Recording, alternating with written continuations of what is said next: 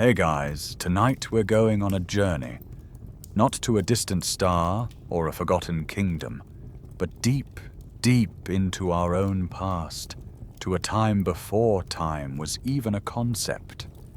Imagine, we are 6 million years in the past, suspended in the humid green twilight of an immense African forest. The air is thick, smelling of damp earth, sweet rot, and blooming flowers you would never recognize. Around you is a symphony of buzzing insects, strange bird calls, and the rustle of unseen things in the canopy above and the undergrowth below. This is the world that made us. But in this vast, ancient world, let's narrow down. Focus on a creature in the branches just ahead. It looks familiar, like a chimpanzee, but it's not. It's something else. It is one of your direct great-great to the nth degree grandparents. Its entire existence is a three-dimensional dance through these trees, a life of searching for fruit, avoiding leopards, and grooming its companions. Over millions of years, its lineage has mastered this arboreal world. It has survived countless droughts, predators, and rivals, becoming a perfectly adapted master of its leafy kingdom. So what could possibly change? Why would this creature, so perfectly at home, ever leave? And what terrifying new world awaited it on the ground below? Thanks to the incredible story written in our own DNA and in the fossilized bones of our ancestors, tonight we will venture back to that turning point and begin the single greatest survival story ever told, ours. Frankly, if you were dropped here in your pajamas, you'd be a leopard's appetizer before you could even complain about the lack of Wi-Fi. So, before you get comfortable, take a moment to like the video and subscribe, but only if you genuinely enjoy what I do here. That small click sends a big signal to the algorithm. That long-form, serious educational content still matters. And to me, it's an incredibly meaningful show of support. Thank you so much for helping keep this channel going strong. It always fascinates me to see where you're all tuning in from. Let me know in the comments where you are in the world and what time it is for you. Now, dim the lights, maybe turn on a fan for that soft background hum, and let's ease into tonight's journey together. Your world is the canopy. Your hands and feet are perfectly designed for it. Long, grasping fingers and toes, powerful arms for swinging from one branch to the next. Your day is a simple loop. Wake at dawn, find food, socialize, sleep. Food is the engine of your existence, fare, nuts, the occasional grub. Your mind is sharp, capable of remembering the location of hundreds of fruit-bearing trees and the complex social hierarchy of your troop. But your world is ruled by a simple, brutal calculus. The calories you gain from food must outweigh the calories you expend to find it, all while avoiding the calories a predator might gain from you. Life is a constant, exhausting balancing act. But below your feet, the world is beginning to fracture. You can't see it, of course, but the very ground is groaning and splitting apart. Tectonic forces are tearing the continent in two, creating the Great Rift Valley. Mountains are rising to the east, casting a vast rain shadow over your forest home. This is the great catalyst of our story. This mainstream historical fact, the dramatic climate shift of the late Miocene epoch, is the starting pistol for human evolution. The reliable rains become less reliable. The lush, unbroken sea of green begins to fray at the edges, replaced by a new, alien landscape. The Savanna. At first, it's just a curiosity, a clearing in the woods. But the clearings get bigger. the life-giving trees become more scattered, like islands in a growing ocean of grass. For your kind, this is a disaster. Your entire survival strategy is vertical. The ground is where the snakes are, where the big cats wait in ambush. It's a place you visit as briefly as possible. Yet the fruit on your home tree is gone, and the next grove is a perilous journey away, across a sun-drenched patch of open ground. You and your troop are forced to the ground more and more often. Here, your body, so elegant in the trees, is clumsy and vulnerable. You move on all fours, knuckle-walking, which is a surprisingly inefficient and slow way to travel long distances.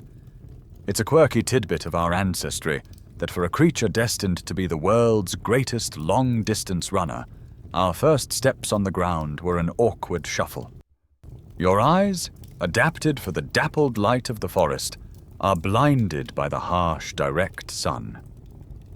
The scientific evidence for this part of our story is written in our very genes. Genetic sequencing tells us that our human line split from the lineage that would become chimpanzees and bonobos somewhere around 6 or 7 million years ago. We didn't evolve from chimps. Rather, we both share a common ancestor, this creature living in the trees of a changing world. And the fossil record, though fragmented, shows a whole host of experimental hominins emerging in this period, all trying to solve the new problem of this broken forest. Day after day, the challenge becomes more acute. You see a distant grove of trees, a promise of food, but between here and there is a sea of grass that feels a mile wide. To stay put is to starve. To cross is to risk everything. And so you do something strange. You stand up, just for a moment. On your 2 back legs, you rise above the grass. Your perspective shifts. You can see farther. You can spot a predator hiding in the distance, or a rival troop, or a vulture circling over a potential meal. It's a revelation. Paleoanthropologists still argue whether the primary driver for bipedalism was to see over tall grass, to free the hands for carrying things, or to regulate body temperature more effectively by exposing less of your body to the direct sun. Whatever the reason, in that moment, the future changes. Slowly, tentatively, you take a step. Then another. Your body screams in protest. Your spine, evolved for a horizontal posture, is now a wobbly stack of bones. Your feet, built for grasping branches, ache under your full weight. But you are walking. You are the vanguard of a revolution, a 2-legged gambit in a world that is no longer made for you. You have left the relative safety of the branches, your ancestral home, and are stepping out into the vast, terrifying, and opportunity-filled emptiness of the open savanna. You do not know it, but you have just taken the first step on a journey that will lead to every corner of the planet. That clumsy, hesitant walk has become your new reality. Fast forward about 3 million years. You are now an Australopithecine, a member of the famous genus that acted as a crucial bridge between our ape-like ancestors and the first true humans. Your world is the sprawling savanna of East Africa, a landscape of endless grass punctuated by acacia trees and distant, hazy mountains. Your brain is still only slightly larger than a chimpanzee's, but your body has made a profound and irreversible commitment. You are a walker. You live your life on 2 feet, and this single fact changes everything. It's a gamble that has reshaped your very skeleton, and you feel the consequences of it every single day. Your lower back aches. It's a dull, constant complaint from a spine that is still figuring out how to be a column instead of an arch. This is a pain that will be passed down through millions of years of descendants, a familiar twinge to anyone in the 21st century who has stood up too quickly. Your pelvis has been twisted and reshaped to support your upright gait, a marvel of bioengineering, but it comes at a terrible cost. It has narrowed the birth canal, turning childbirth from a relatively straightforward event into a dangerous, painful ordeal that is a leading cause of death for females. Every single human who has ever been born has passed through this evolutionary bottleneck, a brutal trade-off between walking and procreation. But the rewards are in your hands. For the first time in your lineage's history, your hands are completely free. You aren't making complex tools yet. That breakthrough is still a million years in the future. But you can carry things. You can carry your helpless infant while still being able to walk. A huge advantage. You can carry a large tuber dug from the ground or a rock with a useful edge. You can gesture, creating a more complex vocabulary of silent communication with your small, tightly knit group. Your hands are no longer just for locomotion.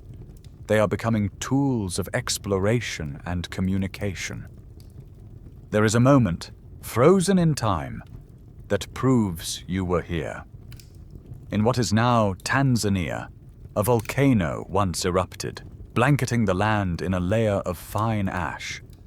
And on a particular day, 3.6 million years ago, 2, maybe 3, of your kind walked across that damp ash, which then hardened like cement.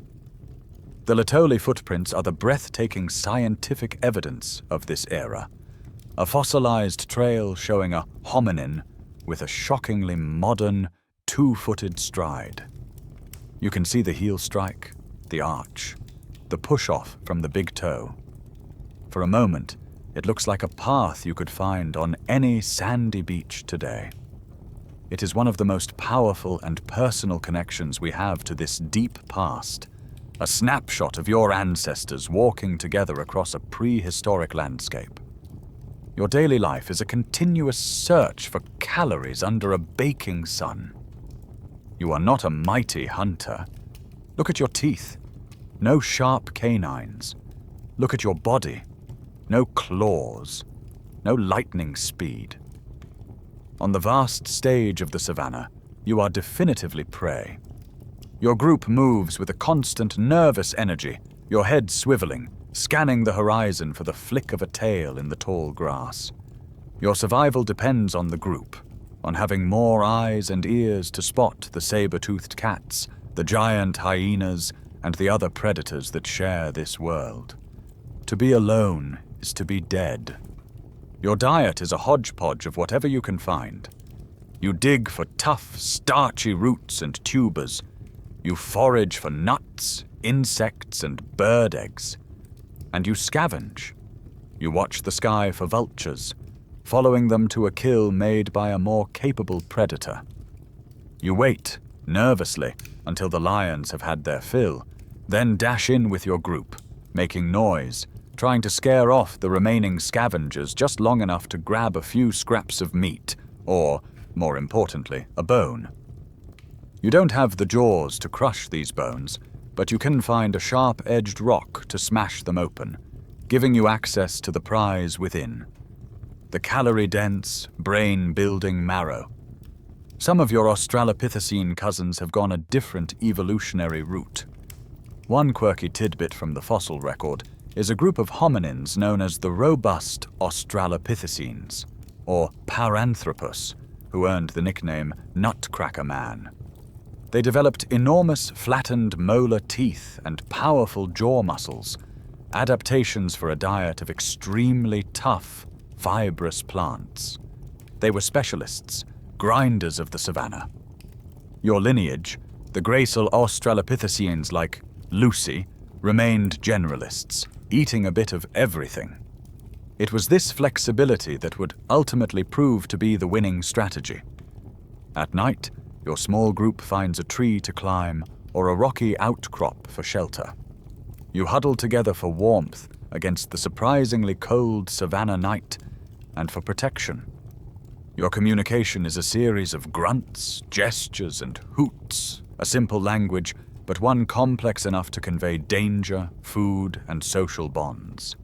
Scholars still debate the extent of Australopithecine scavenging versus active hunting of small game. Did you just take what was left? Or did you have the cognitive and social ability to cooperatively hunt small antelopes or reptiles? The evidence is faint, but what is certain is that you lived on the knife edge of starvation, in a constant state of vigilance. You are a creature of the in-between, no longer an ape of the forest, but not yet a human of the plains. You are a survivor, and your two-legged gamble is so far paying off. That flexibility, that willingness to eat anything and everything, is what carries your lineage forward. 1,000,000 more years of surviving on the margins passes. The climate continues to shift, becoming drier and more variable. The pressure is on. And in this crucible of environmental stress, a new creature emerges. You are no longer an Australopithecine. You are Homo habilis, the handyman. You look different. Your face is flatter, less ape-like. But the most important change is hidden inside your skull. Your brain is almost 50% larger than that of your ancestors. This is a phenomenally expensive organ, consuming a massive portion of your daily calories. To support it, you need a richer, more reliable source of food, and you have just figured out how to get it. You are sitting by a dry riverbed, holding two rocks.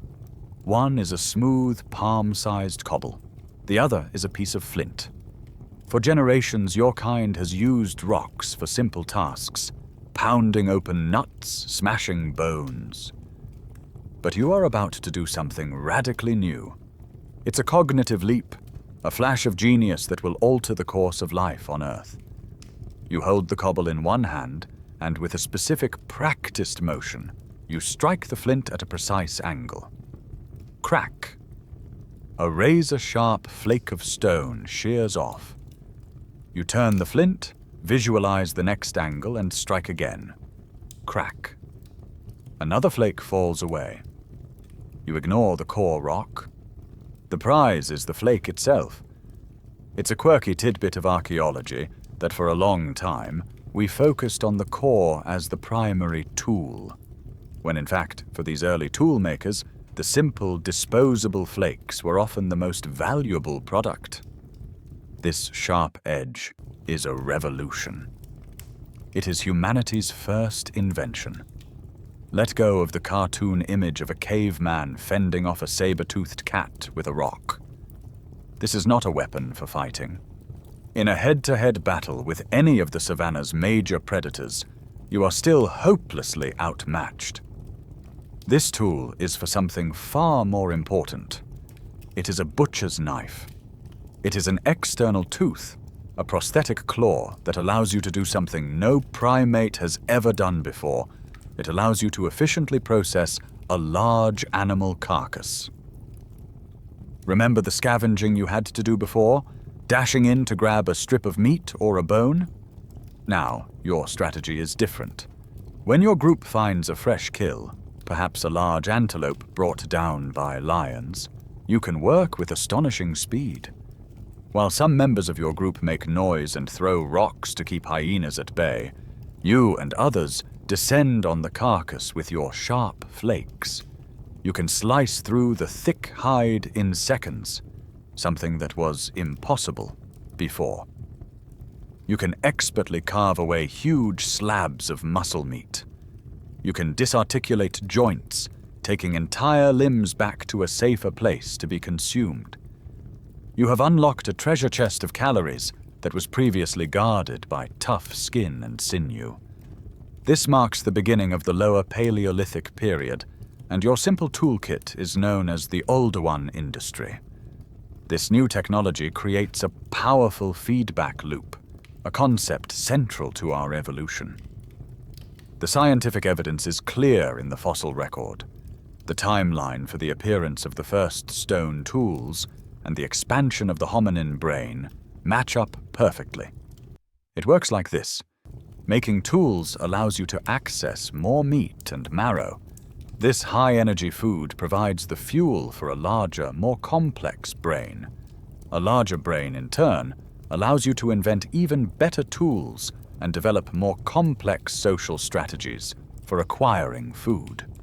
Technology and biology begin to dance, each one leading the other in a spiral of accelerating change. Of course, the question of your exact place in our family tree is complex. Anthropologists still argue whether Homo habilis was a direct ancestor to Homo sapiens or a separate branch of the hominin tree that died out, a cousin rather than a grandparent. It's a reminder that evolution isn't a neat, straight line, but a messy, branching bush with many dead ends. What's undeniable, though, is the cognitive leap your new skill represents. To create a tool like this, you need foresight. You must be able to look at a raw piece of flint and see the sharp flake hidden inside it. You have to plan, to carry a good piece of stone with you in anticipation of needing it later.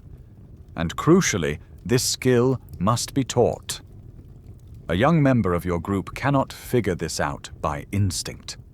They must watch you, imitate you, and be corrected by you. This is the birth of culture in its most fundamental form, the non-genetic transmission of knowledge from one generation to the next. You are no longer just reacting to the world. You are actively shaping it to your needs, even in this small way. You are bending nature to your will, imposing an abstract idea from your mind onto a piece of raw stone.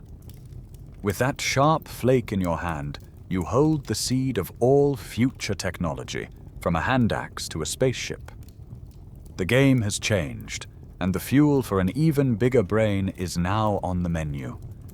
That high-energy diet of meat and marrow, unlocked by your stone flakes, works its magic over hundreds of thousands of years. The feedback loop continues to spin, and your lineage takes another momentous step. You are now Homo erectus, the upright man, living around 1.5 million years ago. And for the first time, you look uncannily human. Your body is longer, leaner, built for running and walking long distances. Your legs are long, your arms are short. From the neck down, you are practically one of us. Your brain has also continued its relentless expansion, now significantly larger than that of habilis. You are taller, you are faster, and you are smarter. You are about to become the first truly global hominin, and it's all thanks to your relationship with a terrifying, beautiful, and utterly transformative force of nature, fire. Your first encounters with it are pure terror. A jagged bolt of lightning splits the sky during a thunderstorm, striking a dry acacia tree. The explosion of sound is followed by an alien bloom of orange and yellow. The fire spreads with a hungry roar, consuming everything in its path. Your troop, like every other animal on the Savanna, flees in panic. Fire is destruction.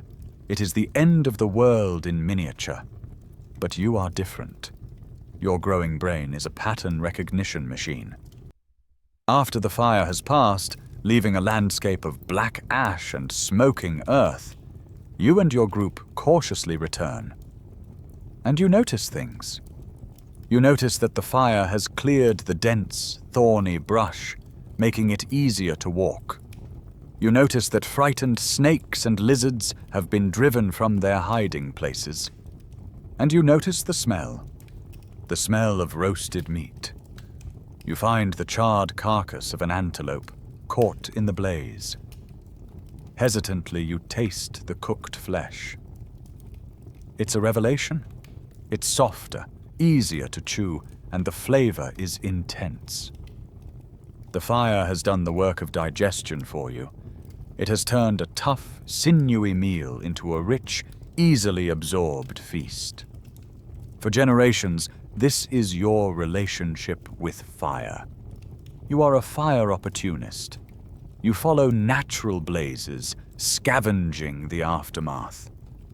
But then comes the next great leap, a feat of bravery and brilliance that is almost impossible to overstate.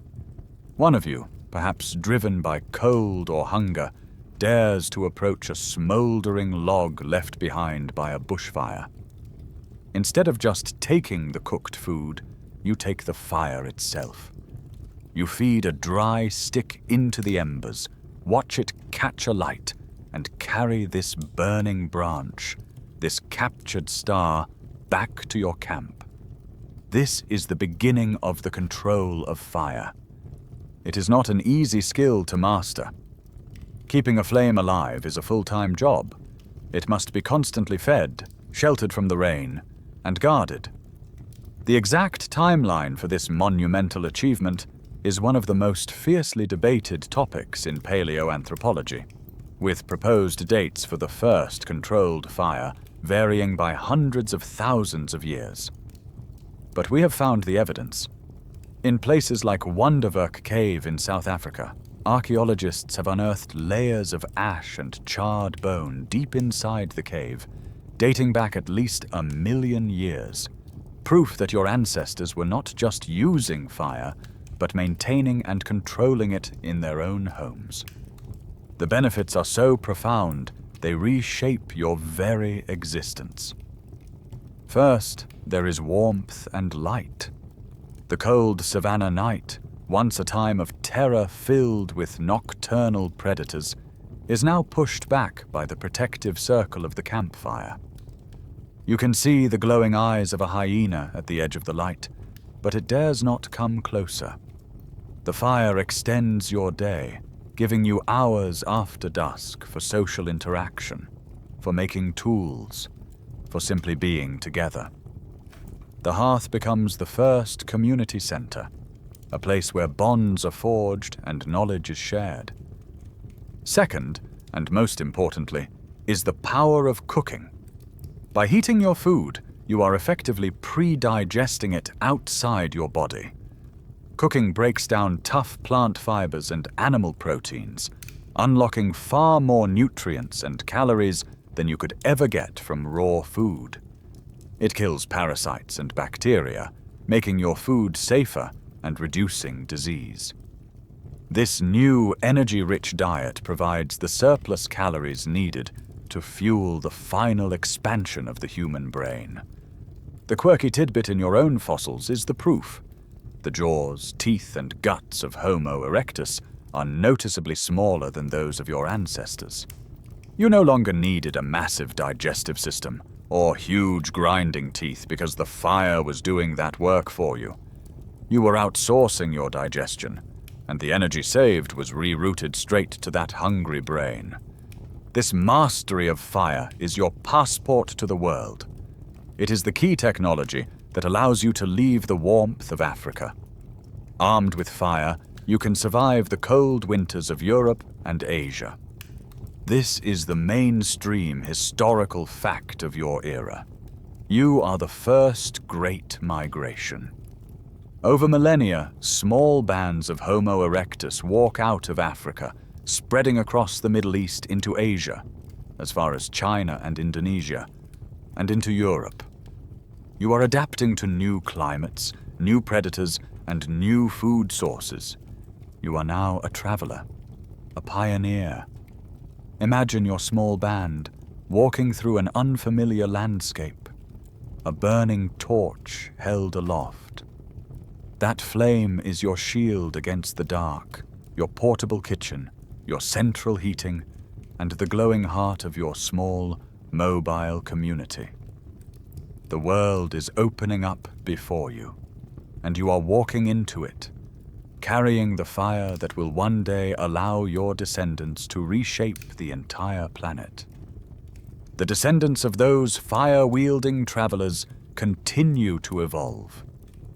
For hundreds of thousands of years, the world is home to a variety of human species. In Europe, the powerful, cold-adapted Neanderthals. In Asia, the mysterious Denisovans and the last of the Homo erectus. And back in the African homeland, your lineage continues on its own path. The brains keep getting bigger, the tools more refined. And then, around 200,000 years ago, a new species emerges. A creature that is anatomically indistinguishable from you. Homo sapiens. But here's the strange part. For the first 100,000 years of your existence, you are, frankly, a bit unremarkable. You hunt, you gather, you survive. Your tools are a bit better than the Neanderthals, but not revolutionary. You live in small bands, just as your ancestors did. You are physically weaker than your Neanderthal cousins, less adapted to the cold. There is little to suggest that you are destined to take over the planet. You are just one of at least 6 human species walking the Earth. Then, somewhere around 70,000 years ago, in a small corner of East Africa, a fire is lit. Not in a hearth, but inside your mind. The archaeological record suddenly explodes with novelty.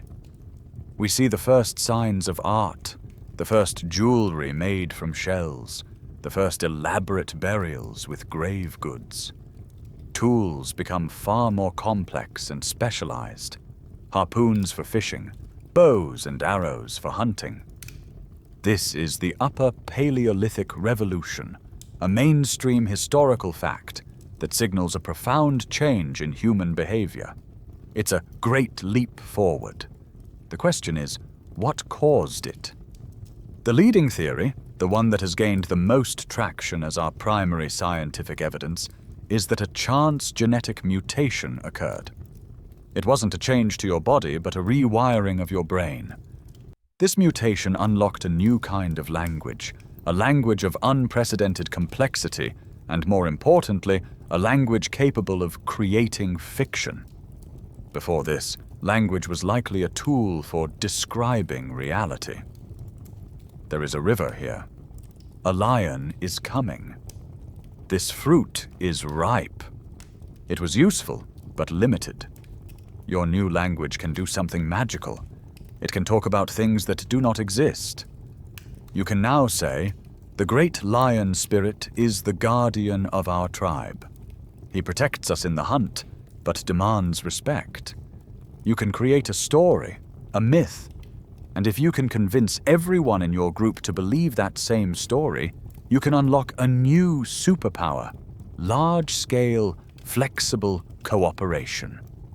Think about it. You can only maintain a personal, intimate relationship with a certain number of individuals. The famous theory suggests it's around 150 people. Beyond that number, you can't keep track of who is trustworthy, who owes whom a favor, who is the leader. This is why chimpanzee troops and earlier hominin bands were always relatively small.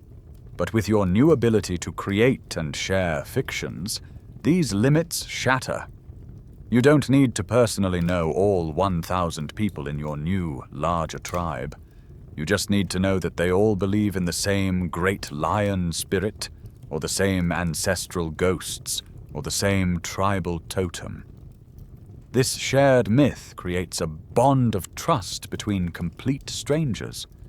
It allows for cooperation on a scale never before seen in nature. This is the key to your success. It's not that you were a better individual hunter than a Neanderthal. In fact, a one-on-one fight would almost certainly go badly for you. But a group of 50 Neanderthals, who could only cooperate based on personal knowledge, was no match for a group of 500 sapiens, all working together, guided by a shared belief in the plan blessed by their shaman. This ability to unite masses of people behind a common story is what will eventually allow you to build cities, create nations, and establish global networks. Of course, the picture is more complex. As a quirky tidbit, we know from fossil discoveries that Neanderthals possessed a hyoid bone, a small bone in the throat crucial for speech, that was nearly identical to ours. This suggests they could almost certainly speak. But historians and scientists fiercely debate whether the cognitive revolution was a sudden event caused by a genetic fluke, or a more gradual cultural and cognitive development over millennia. Perhaps Neanderthals could talk, but only you, the sapiens, could gossip, tell stories, and create laws. So you stand there, in the African savannah, physically the same as you were 100,000 years ago, but mentally, you are a new kind of being. You are beginning to live in a dual reality. There is the objective reality of trees, rivers, and lions. And then there is the imagined reality you are creating in your collective consciousness. A world of spirits, laws, and values. You are no longer just surviving in the world as you find it. You are beginning to weave a layer of meaning over it, a story that you will live inside. And with this new mental toolkit, you are about to step out of Africa once more, not just to explore the world, but to conquer it. Armed with this new mind, you are ready to leave home. This is the second great migration out of Africa, but this time it's different. The slow, meandering expansion of Homo erectus took over 1 million years. Your expansion will be a lightning blitz, covering the globe in a mere handful of tens of thousands of years. You are not just wandering into new territory. You are an invasive species, equipped with a secret weapon no other creature possesses: the ability to unite behind an imagined reality. Your first major test comes as you push north into the Middle East and Europe. This land is not empty. It has been home to your cousins, the Neanderthals, for over 200,000 years, and they are formidable. A Neanderthal is shorter than you, but immensely powerful, with a barrel chest and thick bones. Their brains are just as large as yours, if not slightly larger. They are masters of their cold, harsh world, expert hunters of mammoth and woolly rhino. They have survived multiple ice ages. They should have been the ones to inherit the Earth, but they are about to meet you. The next few thousand years are a period of overlap. You and the Neanderthals share the same valleys, hunt the same game, and collect flint from the same riverbeds. So, how did you win? The old theory was one of violent conquest, a prehistoric genocide where your superior intelligence and weapons simply wiped them out. The truth is likely more complex and, in some ways, more tragic. It wasn't a war, it was a battle of economic attrition. Your larger, more cohesive groups were simply more efficient. While a Neanderthal clan might have numbered 20 or 30 individuals, your new storytelling ability allowed you to form tribes of 100 or more. You could organize large-scale hunts, driving entire herds of animals off a cliff. You could create trading networks, exchanging high-quality flint, seashells, and knowledge over vast distances. A quirky but revealing tidbit is the discovery of seashell beads from the Mediterranean coast found hundreds of miles inland at sapien sites. Neanderthals, living in the same area, almost never traded over long distances. They were local. You were regional. Your groups could better sustain themselves during hard times, share innovations faster, and simply support more babies. Slowly, inexorably, you squeezed them out.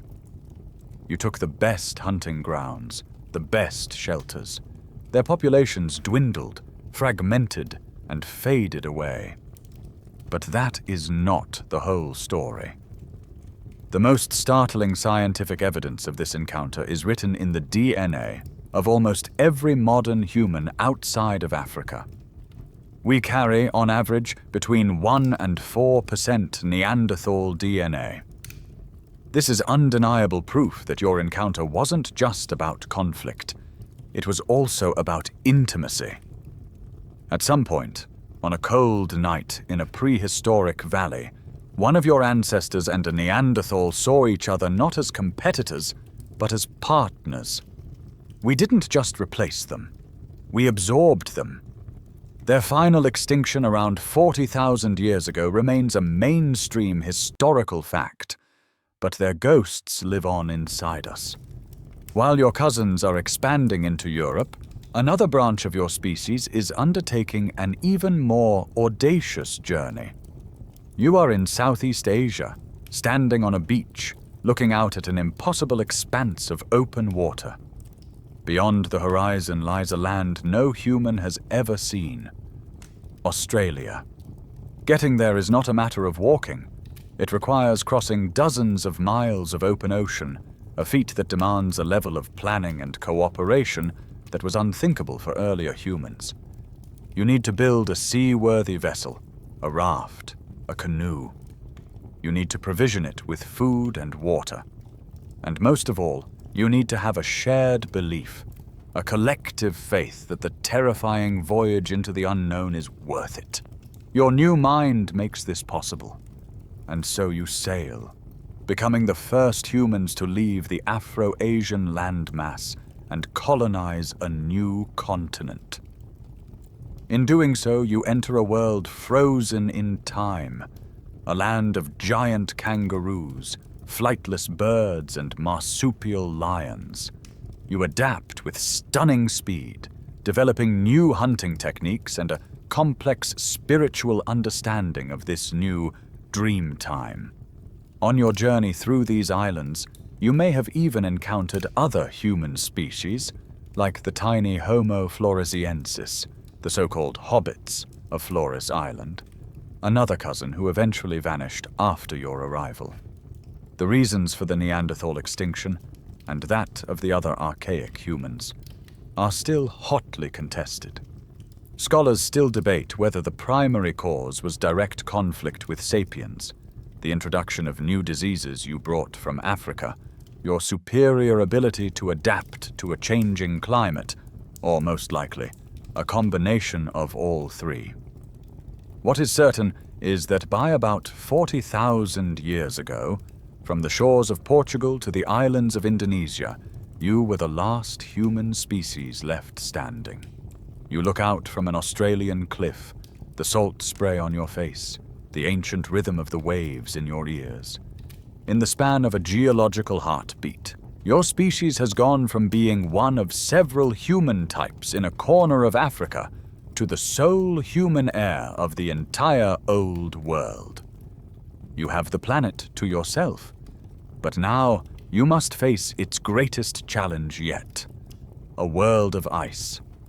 You have proven yourself to be the most adaptable creature on the planet. You've outcompeted your cousins, crossed open oceans, and settled entire continents. But now, the planet itself seems to turn against you. The world is getting cold. The regular rhythms of the climate are entering a deep freeze. You are entering the last glacial maximum, a period around 20,000 BCE, when a huge portion of the Earth's fresh water is locked up in colossal ice sheets. Glaciers 2 miles thick grind their way down over northern Europe, Asia, and North America. Sea levels plummet, and the world becomes a drier, windier, and much, much colder place. Your new home is the Mammoth Steppe, a vast, cold, and arid grassland that stretches from Spain to Siberia. There are no lush forests here, just an endless wind-swept plain, more like a frozen desert. And on this plain live the giants of the Ice Age, herds of woolly mammoths, woolly rhinos, giant bison, and wild horses. For you, this is the ultimate high-risk, high-reward environment. A single successful mammoth hunt can provide your group with thousands of pounds of meat, fat, and bone, enough to sustain you for weeks, even months. But failure is not an option. In this brutal cold, starvation is never more than a few bad decisions away. This intense environmental pressure forces a new wave of innovation. Your survival now depends entirely on your technological ingenuity.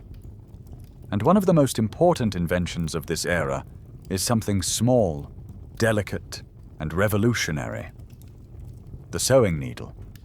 Crafted carefully from a sliver of bone or ivory, with a tiny drilled eye, this simple tool changes your relationship with the cold. Before the needle, you could only drape yourselves in animal hides. Now, you can create tailored, layered clothing.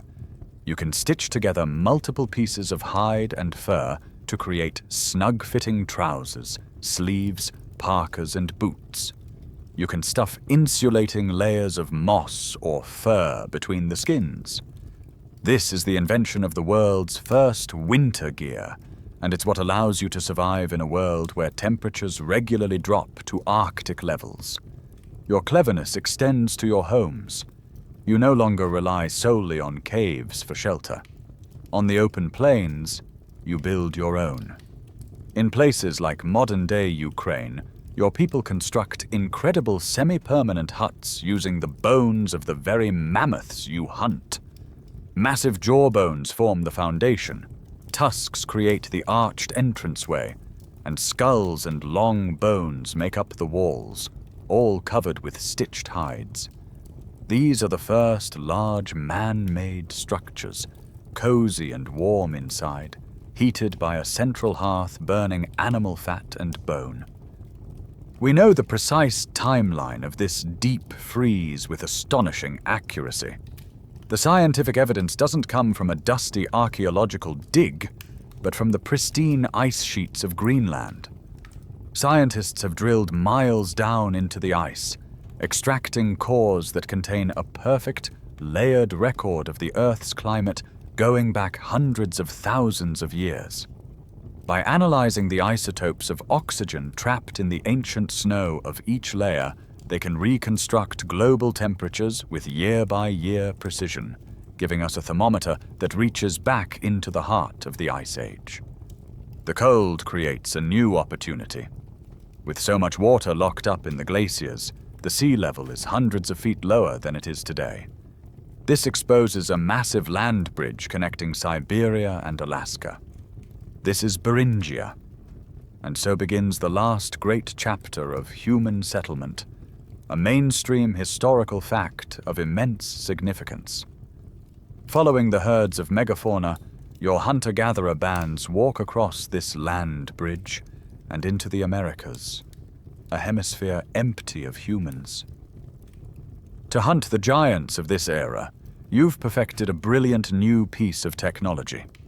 The quirky tidbit of your Ice Age arsenal is the atlatl, or spear thrower. It's a simple concept, a short stick with a hook or notch at the end that cradles the spear. By using it, you are essentially adding another joint to your arm, a lever that can launch a spear with far greater velocity and range than you could ever achieve with your arm alone.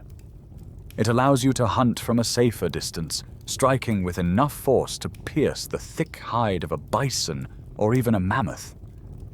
But as the ice begins its final retreat, the world you have mastered vanishes. The great megafauna, the mammoths, the giant sloths, the saber-toothed cats, all disappear. Why? It's one of prehistory's greatest mysteries.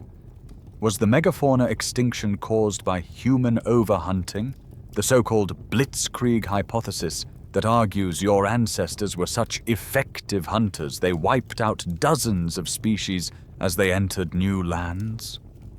Or was it the rapid climate change at the end of the Ice Age, as the grasslands they depended on were replaced by forests? Scholars still debate this fiercely. The answer is likely a combination of both. A deadly 1-2 punch of a changing environment and a new, lethally efficient predator. You. You have survived the ice, but you now stand in a world that you have helped to irrevocably change. A world with fewer giants. You have survived the greatest environmental challenge your species has ever faced. Your tailored clothing, bone hut technology, and cooperative hunting strategies have allowed you to thrive in a world of ice. But your survival toolkit contains more than just physical objects. It includes something far more powerful, something born from that great cognitive leap you took thousands of years ago. To understand it, you must go deep underground. Imagine you are in what is now southern France, around 17,000 years ago. You are not in your camp or shelter. You are squeezing through a narrow, dark passageway deep inside a limestone cave. The air is cold, still, and smells of damp stone and animal fat from the burning wick of the stone lamp you carry. The journey is difficult and dangerous. You crawl on your belly through tight spots and navigate around deep chasms. This is not a place for living. This is a place for something else. Finally, the passage opens into a vast cavern. You hold up your flickering lamp, and the darkness recoils. On the undulating white walls of the cave, giants dance in the wavering light. A herd of powerful aurochs, the wild ancestors of cattle, seems to stampede across the stone. A pride of lions, depicted without manes as they truly were, stalk their prey. Horses, bison, and rhinos, rendered with astonishing skill and realism, seem to move and breathe as the light flickers over them. You are in a place like Lascaux or Chauvet, one of the great painted cathedrals of prehistory. You have come here not just to see the art, but to create it. You mix charcoal with cave water for black, and grind iron-rich ochre into a powder for reds and yellows. Using pads of moss, hollow reeds for blowing paint, and your own hands, you add your mark to the great tapestry. The overwhelming question is why? Why expend so much time and effort on something that doesn't fill your stomach or warm your body? The truth is, this art was as vital to your survival as any spear or sewing needle. It was technology for the mind. But what was its purpose? The true meaning of cave art remains one of history's greatest mysteries, and scholars still debate interpretations ranging from hunting manuals to complex star charts. Perhaps it was a form of hunting magic, a ritual where painting the animal gave you power over its spirit, ensuring success in the dangerous hunt to come. Or maybe this was a sacred space, where a shaman would enter a trance, and the wall of the cave became a thin veil, a portal to the spirit world, where they could communicate with the animal spirits. It might also have been a classroom, where elders used the vivid images to teach the next generation about the animals that defined their existence, their habits, their anatomy, their spirit. This explosion of art and symbolism wasn't limited to caves. Across the vast expanse of Eurasia, from France to Siberia, you and your people were creating small, enigmatic statues that are now known as Venus figurines. This is a mainstream historical fact of the era. Dozens of these carved figures of women, often with exaggerated features, have been found. They were not portraits, but perhaps symbols of fertility, of survival, of a mother goddess who ensured the continuation of the tribe and the abundance of game. The fact they are so similar across thousands of miles suggests a shared belief system, a continent-spanning network of ideas. Your rituals were not silent. We now have scientific evidence that sound was a key part of these ceremonies. Acoustic studies in the painted caves have shown that the areas with the most impressive art are often the places with the best resonance. Imagine the sound, the rhythmic chanting, the drumming, the otherworldly echo bouncing off the painted walls. And there was music. A quirky tidbit that brings your world to life is the discovery of bone flutes, crafted from the hollow wing bones of vultures and swans, dating back over 40,000 years. In the deep, resonant darkness of the cave, surrounded by the spirits of the great beasts, you played music. And perhaps most profoundly, your new inner world had changed your relationship with death. For the first time, you began to bury your dead with ceremony. You would place a loved one in a grave, sprinkle them with red ochre to symbolize blood and life, and bury them with their tools, their weapons, and intricate jewelry made of fox teeth or mammoth ivory beads. This is definitive proof of abstract thought.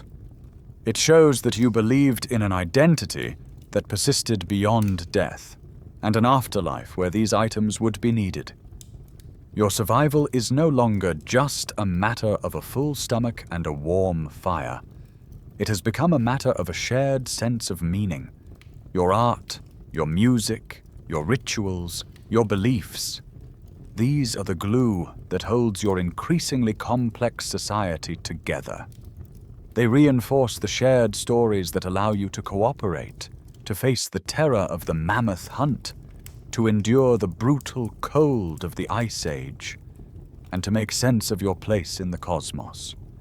You have survived the ice by feeding not just your body, but your soul. The world you mastered, the world of ice and mammoth, begins to melt. Around 12,000 years ago, the planet's great climatic pendulum swings back with astonishing speed.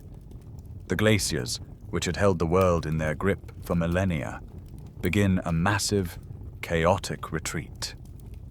Torrents of meltwater carve new rivers and raise sea levels by hundreds of feet, drowning coastal plains and severing land bridges. The cold, dry mammoth steppe vanishes, replaced by expanding forests, wetlands, and temperate grasslands. For many of the great Ice Age beasts, this change is a death sentence. For you, it is the dawn of a golden age. This new, warmer, wetter world is a paradise for a resourceful hunter-gatherer. The herds of giant game are gone, but in their place is a far more diverse and stable menu. You hunt the deer and boar in the new forests. You fish in the teeming rivers. You gather acorns, chestnuts, and wild pistachios. And most importantly, you begin to harvest vast fields of wild grasses, the ancestors of wheat and barley, which grow in abundance throughout the hills of the Near East. Life is good. Your populations are growing, and for the first time, some groups are able to settle down in one place year-round, sustained by the rich local environment. You are on the verge of becoming the most successful and well-adapted hunter-gatherers the world has ever seen. And then you do something completely bizarre. In the hills of southeastern Turkey, you begin the most ambitious construction project in human history to date. You are a hunter, clothed in animal skins, your mind filled with the stories and spirits of your ancestors. And you are also a quarryman, an engineer, and a stonemason. You are building Göbekli Tepe. The discovery of this site in the 1990s is the single most important mainstream historical fact to upend our understanding of the ancient world. For decades, the story of civilization was simple.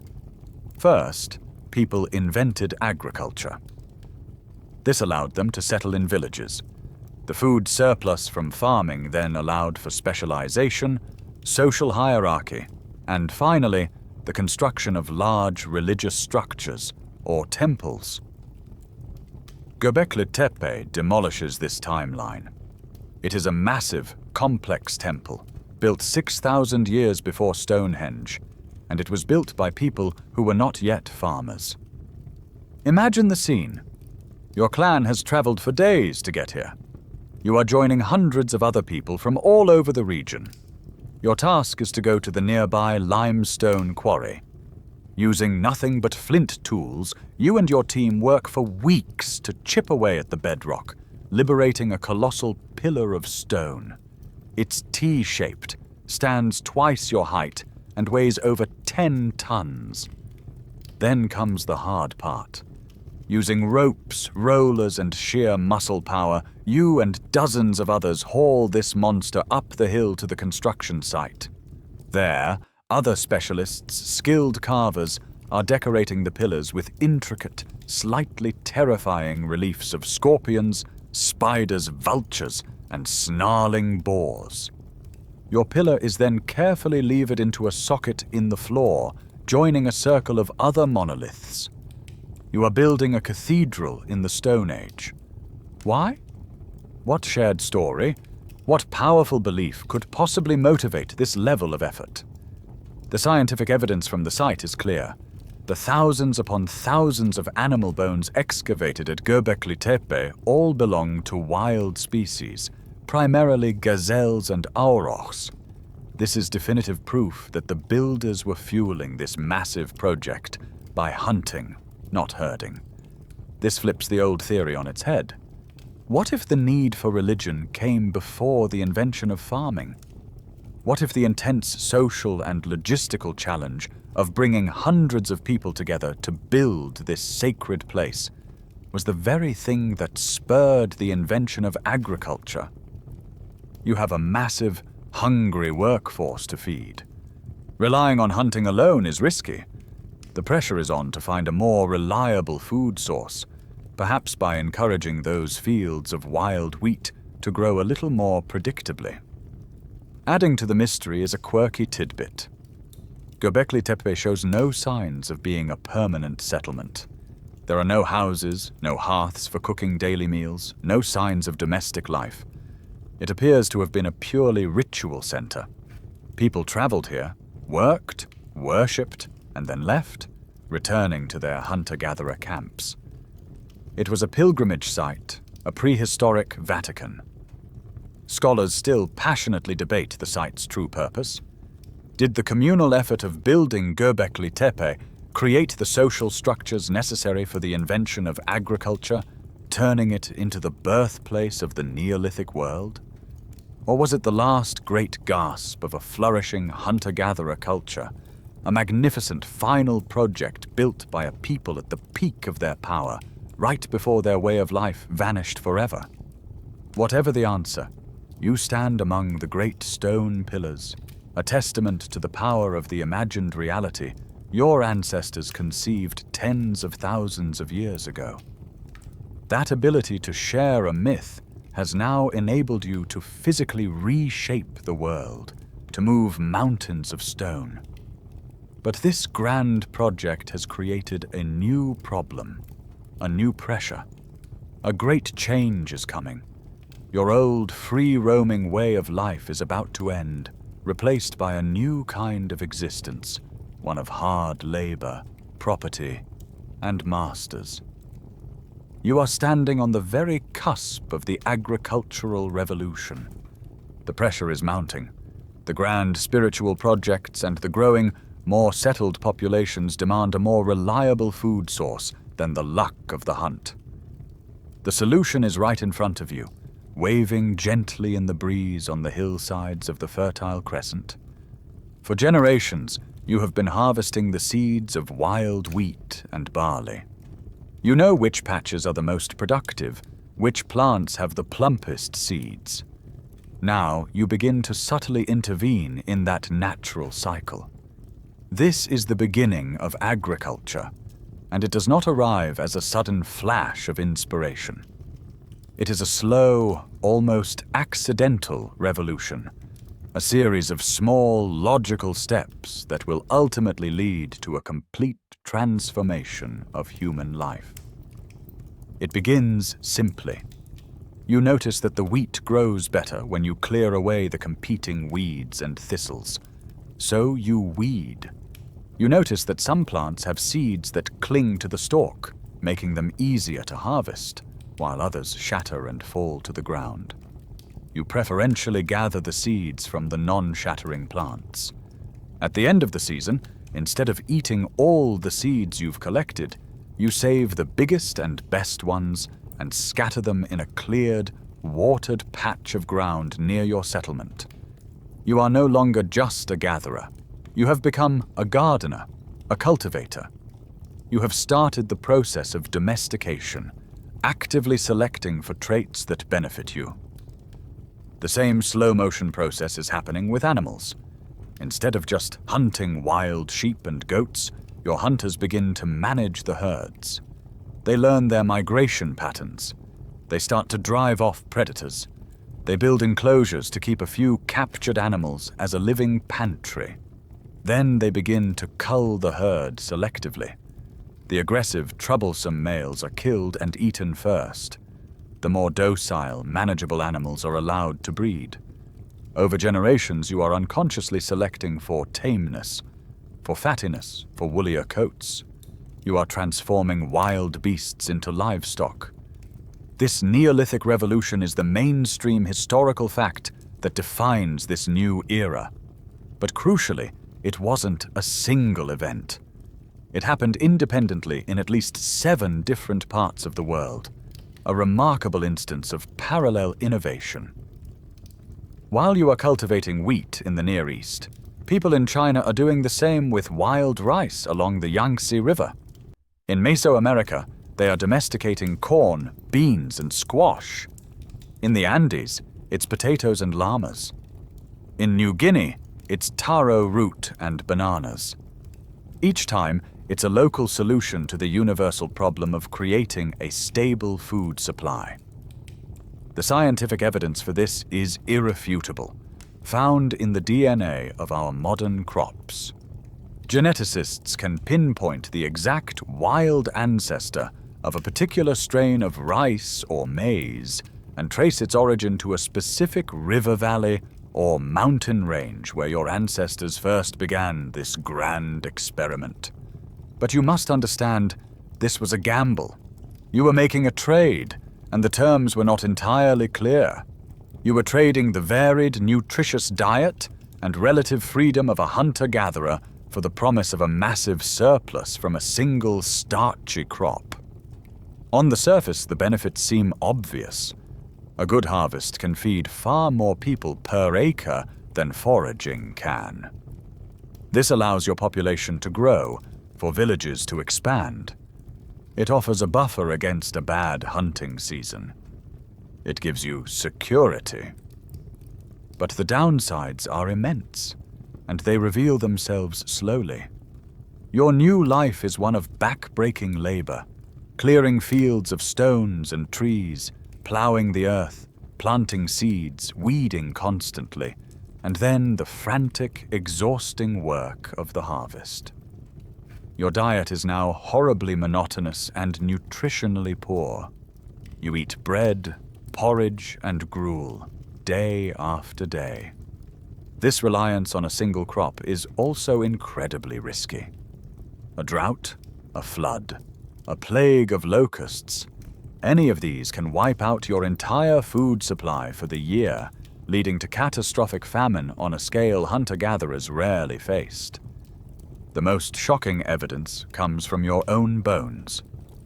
A quirky tidbit that has emerged from studying early agricultural skeletons is that you were, on average, shorter, sicker, and died younger than the hunter-gatherers you replaced.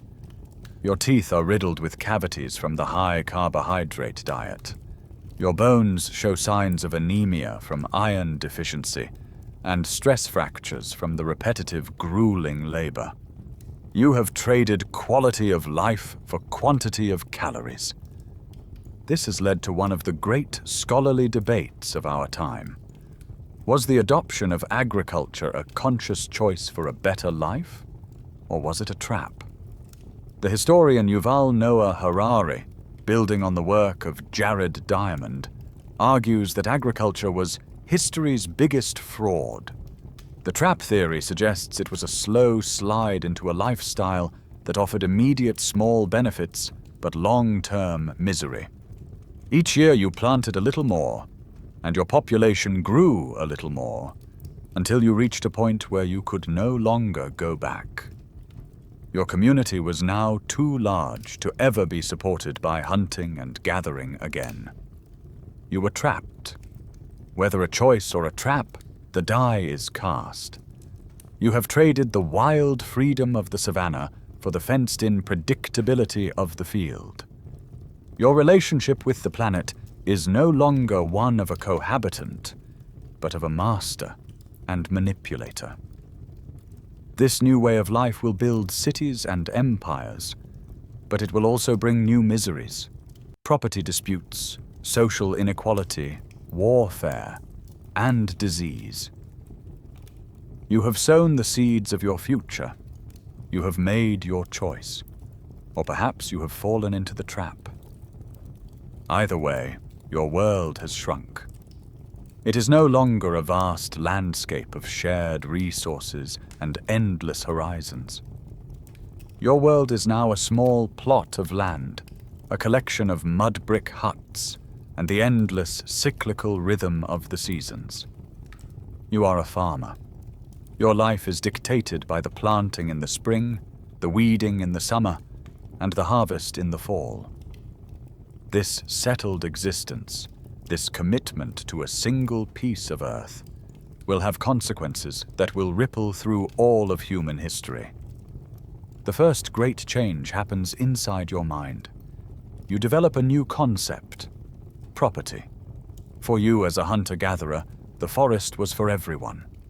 Now, this field, the one you cleared of rocks with your own hands, the one you planted with the seeds your family saved, is yours.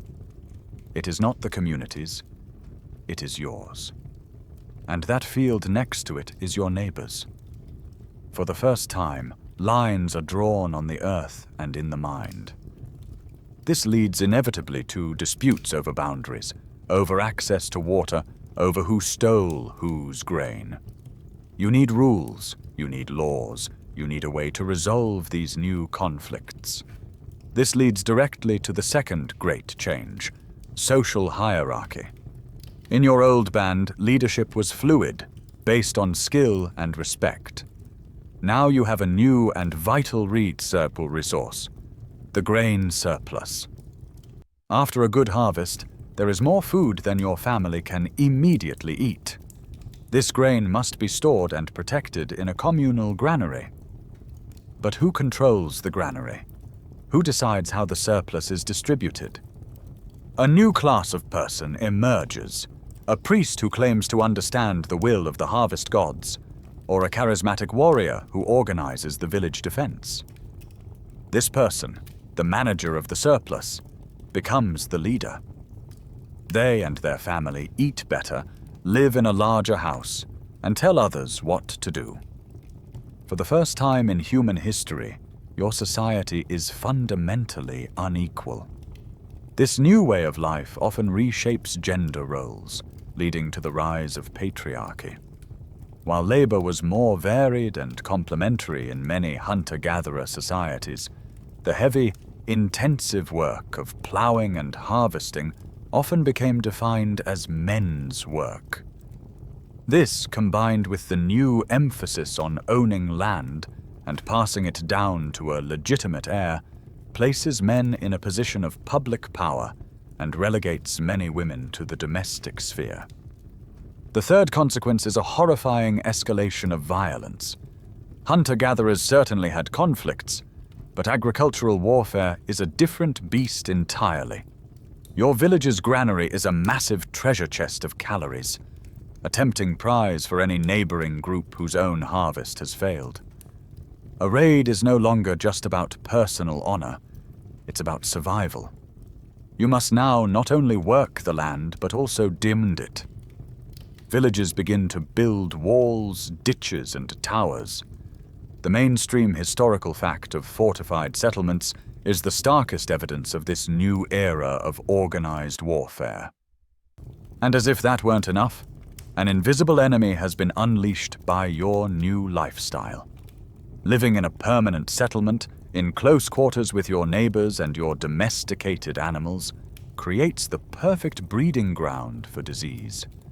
Waste piles up, contaminating your water. Pests like rats flourish. And most dangerously, the viruses and bacteria that afflicted your livestock for centuries now have a new, densely packed population of hosts to jump to. You. Measles, tuberculosis, and smallpox are all tragic gifts from our domesticated animal companions. These new epidemic diseases can sweep through a village, killing a huge percentage of the population. The scientific evidence for this new world of pain is etched into the bones of your people. Skeletons from this period show a dramatic increase not only in the signs of nutritional stress we've talked about, but also in violent trauma, skulls caved in by clubs, arrowheads lodged in spines. Amidst all this toil and trouble, there is one quirky tidbit, a happy accident of grain storage that provides some relief. In the process of storing barley, some of it gets wet, ferments, and you discover beer. This mildly alcoholic gruel is a revelation. It's packed with calories, it's a social lubricant that helps ease the tensions of village life. And crucially, the fermentation process kills many of the dangerous microbes in contaminated water, making it safer to drink. So you sit at the end of a long day of labor, drinking your beer and looking at your field. A callback to that free life your ancestors lived feels almost like a dream. You have more food, yes, but only in a good year. You work harder, you are sicker, and you are no longer your own master. You are ruled by the seasons, the tax collector, and the constant threat of war and disease. The question of whether this was progress hangs heavy in the air. You have built a village, but you have also built a cage. Despite the hardships, there is no going back. The cage has been built, and you must now learn to live in it. Over thousands of years, you perfect the arts of farming and village life. And in some places, these villages grow into something new, something larger and more complex than the world has ever seen. You are now living in a place like Çatalhöyük in modern-day Turkey, around 7000 BCE. This is not a mere village of a few hundred people. It is a sprawling, bustling settlement of up to 8,000 inhabitants, a proto-city, a human beehive. The first thing you notice is the architecture. It is utterly alien to a modern eye. There are no streets, no alleys, no central square. Instead, hundreds of mud brick houses are packed together in a single, continuous honeycomb. Your front door is not on the side of your house. It is a hole in the roof. You and your neighbors live your public lives on the flat, interconnected rooftops, a sprawling terrace dotted with the openings to each family's private world below. To get home, you climb down a sturdy wooden ladder. This strange design provides an excellent defense. With no doors or windows at ground level, the outer walls of the settlement form a solid, impenetrable barrier. To attack Çatalhöyük, an enemy would have to scale the walls and fight on the open rooftops, where they would be hopelessly exposed. You descend the ladder into your home. It is a single, rectangular room, kept meticulously clean. There are raised platforms for sitting and sleeping, a hearth for cooking, and storage bins for grain. But your home is not just a place for the living. It is also a home for the dead. When a member of your family dies, you take them outside for a time, letting vultures and the elements clean their bones, as depicted in your wall paintings. Then, you bring the clean bones back and bury them under the very floor you sleep on. Your ancestors are literally the foundation of your house. Life and death are not separate. They are woven together in the fabric of your daily existence. The walls of your home are plastered white and covered with vibrant murals, geometric patterns, hunting scenes, and the recurring powerful image of the aurochs, the great wild bull, whose horns are often mounted on the walls as sacred objects. This new, settled life allows for the development of new technologies. You have mastered the art of pottery, shaping clay from the riverbed and firing it in a kiln to create durable, waterproof pots for storing grain, oil, and that beer you've grown so fond of. This is a massive improvement over porous leather bags or woven baskets. You have also begun weaving textiles. Using a simple loom, you spin thread from the flax you cultivate and the wool from your sheep, creating linen and cloth to supplement the animal. Hides you still wear. The wealth of your community comes from a nearby volcano. It is the source of obsidian, a black volcanic glass that can be flaked to create an edge far sharper than any flint. A callback to the very first tools your ancestors made, this beautiful deadly stone is a precious commodity. You control the trade, and merchants travel for hundreds of miles to acquire your obsidian blades and arrowheads. Çatalhöyük is one of the best preserved Neolithic sites ever discovered, a mainstream historical fact that gives us an unparalleled window into this transitional world. And the scientific evidence gathered there complicates the story of the last section. Analysis of human remains shows that while your diet was heavy on domesticated cereals, you also ate a wide variety of wild plants, and you still hunted for a significant portion of your meat. You are not just a farmer. You are a farmer who still hunts and gathers. The transition is not a clean break, but a messy, overlapping process. But here is the most surprising thing, a quirky tidbit that challenges our assumptions about civilization. Despite its massive size and dense population, there is no evidence of a central authority at Çatalhöyük. There is no palace for a king, no grand temple for a priestly class, no monumental buildings at all. The houses are all remarkably similar in size and layout. This suggests that for 1,000 years, your huge community may have functioned as a surprisingly egalitarian society, without rulers or a rigid social hierarchy. This has led to a scholarly debate. Was Çatalhöyük a true city, or just an overgrown village?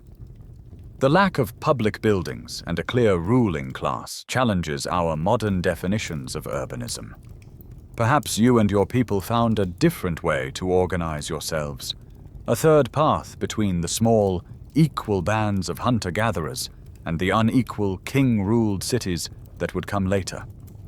You stand on the rooftops of your buzzing, vibrant home, a testament to a new way of living. You have solved the problems of settled life with innovative technology, a rich symbolic world, and a unique social structure. This is the final, most complex expression of the Neolithic village. But it is also the end of an era. The pressures of population, trade, and competition are building. The next step will require a new level of organization, a new kind of power, and a new technology that will give its name to the coming age. That egalitarian experiment, the sprawling rooftop community of Çatalhöyük, could not last.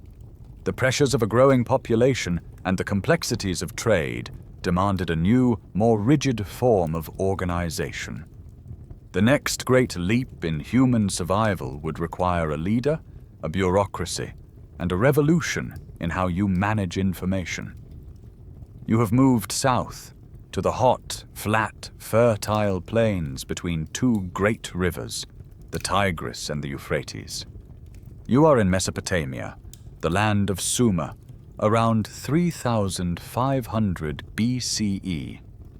You are a citizen of Uruk, and you are living in the world's first true city. This is a different order of reality.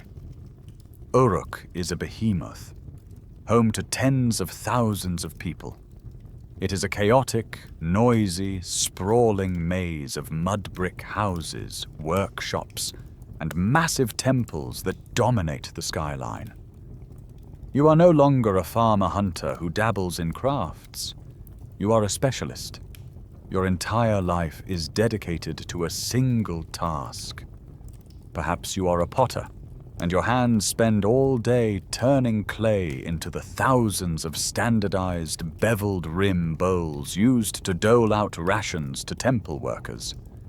Perhaps you are a weaver, a metalsmith, a soldier, or a priest. You do not grow your own food. You depend entirely on the farmers in the surrounding countryside, who in turn depend on the city for defense, for spiritual guidance, and for the organization of the single most important resource: water. The secret to Uruk's success is the river. In this arid land, the only way to unlock the immense fertility of the soil is through irrigation. This means digging and maintaining a complex network of canals, dams, and reservoirs. This is a monumental task, requiring the coordinated labor of thousands of people. And that requires a central authority. A powerful temple administration, led by a priest-king, now directs your labor, your economy, and your life. They command the digging of the canals that bring the water that grows the grain that feeds the city, that allows you to be a potter. You have traded your autonomy for a role in a vast, complex machine. To manage this machine, your civilization has invented two revolutionary technologies. The first is the plow, a simple device pulled by a domesticated ox that allows a single farmer to cultivate far more land than they ever could by hand. The second is the wheel, used first for making pottery and then, monumentally, for transport, allowing you to move surplus grain and trade goods with unprecedented efficiency. But the most important invention is not a physical tool. It is a tool for the mind. This is the mainstream historical fact that marks the beginning of history itself. You have invented writing. It is not an alphabet. It is cuneiform, a system of wedge-shaped marks pressed into soft clay tablets with a reed stylus. And the reason for its invention is utterly mundane. It is not for writing poetry or recording the deeds of kings. Writing was invented for accounting. The temple bureaucracy needs to keep track of everything.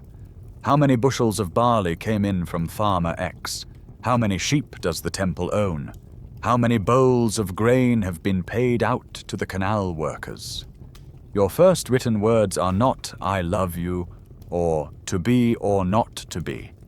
They are 29,086 measures barley 37 months. Writing is the technology of the taxman. Thousands of these clay tablets have survived, providing the raw scientific evidence of your new, bureaucratized life. These administrative archives from Uruk and other cities give us a direct, unfiltered look into the economic engine of the world's first civilization. We can see the meticulous, obsessive record-keeping that was the foundation of this new social order. And yet, once a technology is invented, it can be used for things its creators never imagined. A quirky tidbit of your culture is that this dry accounting tool would eventually be used to write down one of the first great works of world literature, the Epic of Gilgamesh. Your people used cuneiform to explore the most profound questions of kingship, friendship, and the desperate, futile human search for immortality. The story of Gilgamesh, a tyrannical king who learns humility through adventure and loss, is a reflection of this new, complex urban world you are struggling to understand. This new urban reality raises a fundamental scholarly debate. Which came first to create the city-state, the coercive power of a king and his army, or the voluntary cooperation of people for mutual economic and religious benefit? Did a strong man conquer the surrounding villages and force them into this new system? Or did people willingly gather together and surrender some of their freedom in exchange for the security and prosperity that came with large-scale irrigation and organized defense? The answer is likely a messy combination of both, but the result is the same. Your survival no longer depends on your own skills in the hunt or the strength of your immediate family. It now depends on your abstract role within the state. You are a potter, a bricklayer, a scribe. You are a number in a ledger, a name on a ration list. You have security, but you are no longer free. You are a cog in the great urban machine. While your cousins in Mesopotamia are building chaotic, bustling city-states locked in a constant struggle with each other and their unpredictable rivers, a different experiment in civilization is unfolding to the west.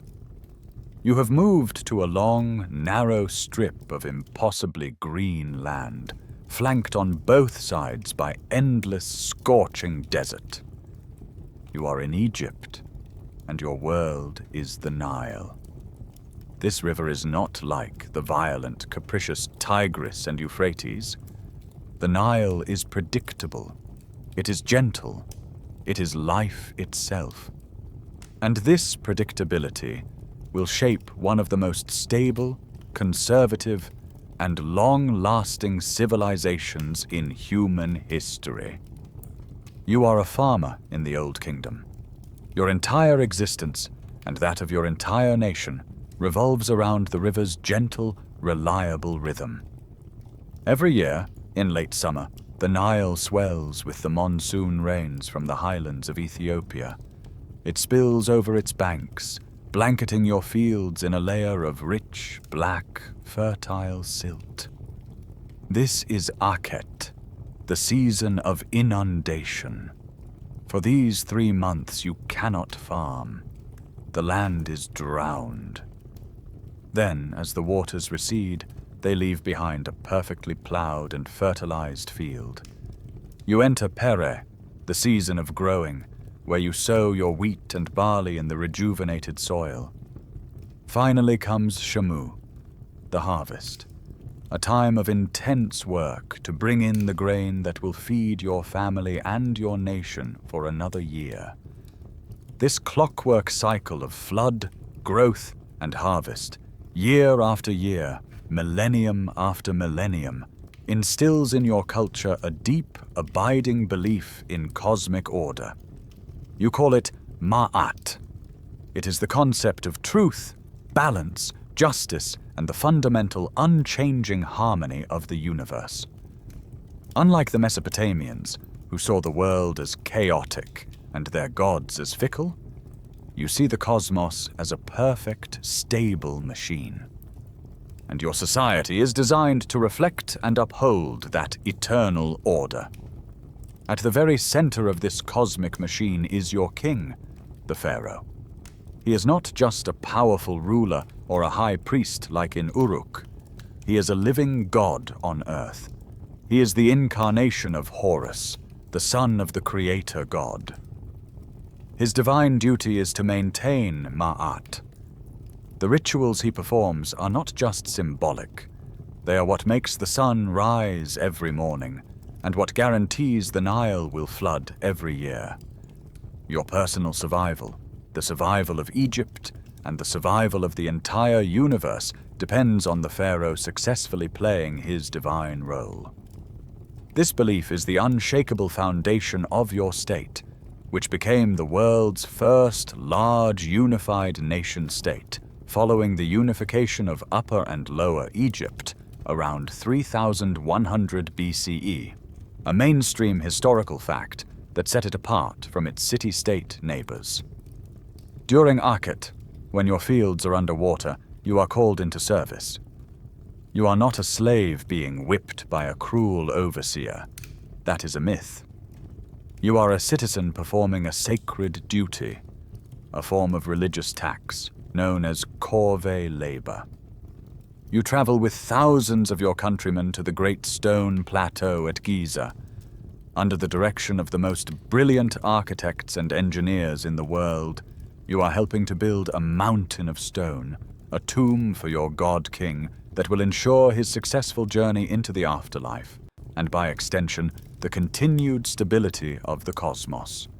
You quarry massive limestone blocks and haul them up colossal ramps. It is brutally hard work, but it is meaningful work, a communal effort to uphold Ma'at. And you are well compensated for it. A quirky tidbit from the administrative records of the time shows that you and the other pyramid workers were paid in the essentials of life. Bread and beer. An enormous portion of the Egyptian economy was dedicated to producing the millions of loaves and jars of beer needed to fuel these massive public works. A callback to that happy Neolithic accident, beer is now a staple of civilization, a form of payment for building eternity. The scientific evidence for the absolute dependence of your civilization on the river's rhythm is remarkable. Climatologists, by drilling deep sediment cores from the Nile Delta, can reconstruct the history of the annual flood going back thousands of years. Their findings show a direct correlation between the strength of the flood and the political stability of Egypt. The great unified Old, Middle, and New Kingdoms all correspond to periods of strong, reliable floods. The chaotic, fractured, intermediate periods correspond precisely with centuries-long mega-droughts where the Nile's flood failed. When the river faltered, the divine authority of the pharaoh crumbled, and the state collapsed. This dependence on a highly organized system has led to a scholarly debate. How much power did the pharaoh truly wield? Was he an absolute autocrat whose every whim was law, or was his divine power more symbolic, mediated by a vast and complex bureaucracy of priests, scribes, and regional governors who managed the day-to-day reality of grain collection and canal maintenance? The truth is likely that both were essential. The divine ideology of the pharaoh provided the why, while the earthly bureaucracy provided the how. Your life, then, is one of stability and certainty. You know your place. You are a farmer, a craftsman, a soldier, a scribe. Your role is to perform your duties, pay your taxes, honor the gods, and trust in the pharaoh to maintain the cosmic balance. Survival in Egypt is not about striving for change or questioning authority. It is about finding your proper place in a grand, eternal machine and doing your part to keep it running forever. While your Egyptian cousins are busy maintaining the eternal cosmic order, the world outside their borders is becoming smaller, faster, and more connected. A new technology is sweeping across the civilized world, a discovery that will give its name to this entire era. You have learned that by mixing a small amount of a soft, silvery metal called tin with common copper, you can create bronze. This alloy is a revelation. It's harder than copper, it holds a sharper edge for longer, and it can be cast into complex shapes for swords, helmets, and intricate tools. Bronze is the high-tech material of its day, and every king and pharaoh wants it. But there's a problem. While copper is relatively common, tin is incredibly rare. The major sources are located in remote places like modern-day Afghanistan or England. No single empire has local access to all the ingredients needed for power. This geographical accident is the engine of the first truly global economy. To survive and thrive in this new age, you must trade. You must connect. Imagine you are no longer a farmer tied to a single plot of land. You are a sailor, a Canaanite merchant on a sturdy, single-masted ship, plying the deep blue waters of the eastern Mediterranean around 1500 BCE. You are a vital link in a vast interconnected network, a member of what historians call the Great Powers Club. Your world consists of the mighty New Kingdom of Egypt, the powerful Hittite Empire in Anatolia, the sophisticated Minoan civilization on the island of Crete, and the warlike Mycenaeans in Greece. You trade with all of them. Your ship's hold is a map of your world. You carry massive, four-handled ingots of pure copper, shaped like ox hides, from the mines on Cyprus. You have ingots of precious tin that have traveled thousands of miles overland on donkey caravans from the mountains of Afghanistan before reaching a Syrian port. You have elegant pottery from Crete, filled with wine and olive oil. You carry logs of ebony and elephant ivory that came up the Nile from the heart of Africa, and chests of gold, glass beads, and linen from the workshops of the pharaoh.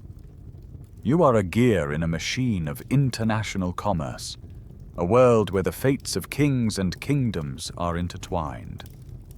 The most stunning proof of your existence is the mainstream historical fact of the Uluburun shipwreck, discovered off the coast of Turkey. The wreck of a ship just like yours, dating to the late 14th century BCE, its cargo was a time capsule of Bronze Age trade.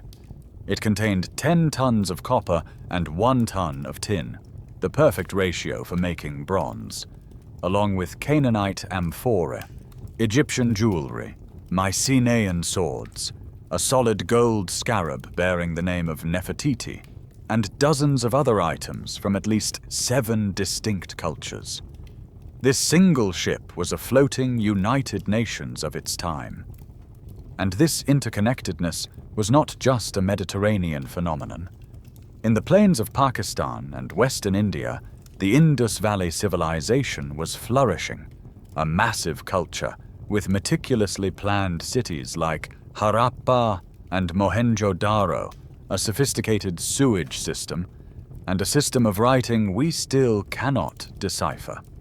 Further east along the Yellow River in China, the Shang dynasty was creating some of the most complex bronze objects ever made, not for weapons, but for intricate ritual vessels used to communicate with their ancestors. The world was alive with competing, trading, and thriving civilizations. Of course, this was also an age of conflict between these great powers. The kings of this era corresponded with each other in a shared diplomatic language, Akkadian cuneiform, addressing each other as brother. But they were also rivals, fighting for control of trade routes and buffer states. The legendary Battle of Kadesh, fought between the Egyptian pharaoh Ramesses II and the Hittite king Muwatalli II, was a clash of superpowers, with thousands of fast, deadly chariots, the ancient equivalent of tanks, clashing on the plains of Syria. The scientific evidence for this global network is astonishingly precise. Scientists can perform chemical analysis on the copper and tin ingots from the Uluburun wreck and trace the unique isotopic signature of the metal back to its specific mine of origin. They can prove, not just guess, that this copper came from Cyprus and this tin from a specific mountain range in Central Asia. A quirky tidbit that speaks to the character of this age comes from the Minoans on Crete. Their sprawling palace cities, like Knossos, had no defensive walls. This suggests that for a time, their powerful navy created such a safe and secure environment in the Aegean Sea, a pax Minoica, that they felt no need to fortify their homes against attack. They had achieved stability through dominance of the trade networks. So you sail the blue waters, a merchant in a rich, sophisticated, and interconnected world. Your civilization is powerful. It is wealthy. It is complex. But its strength is also its greatest weakness. The entire system, from the Mycenaean warlord to the Egyptian pharaoh, depends on this delicate chain of connections, on the reliable flow of copper and tin. What would happen if that chain were to break? What happens to a globalized world when the system itself begins to fail? That delicate, beautiful, interconnected world you built is about to be smashed to pieces. Its complexity is not a strength, it is a fatal vulnerability. Around the year 1200 BCE, the entire edifice of Bronze Age civilization in the Eastern Mediterranean and the Near East comes crashing down with a speed and ferocity that is still shocking to historians today. This is not a slow decline, it is a sudden, violent, and near total collapse. You are no longer a prosperous merchant or a confident citizen of a great empire. You are a refugee, standing on a hill, watching your city burn against the night sky. The great palace, once the center of your world, is a raging inferno. The trade ships that filled your harbor have stopped coming. The intricate system of writing your civilization used for 1,000 years will be forgotten. The skill of literacy vanishing for centuries. Famine stalks the land. The world as you know it is ending. You are entering a dark age. This is the Late Bronze Age collapse, a mainstream historical fact that represents one of the greatest catastrophes in human history. In the space of a single generation, mighty empires vanish from the map. The Hittite Empire in Anatolia, one of the great superpowers of the age, is utterly destroyed. Its capital city of Hattusa burned and abandoned forever.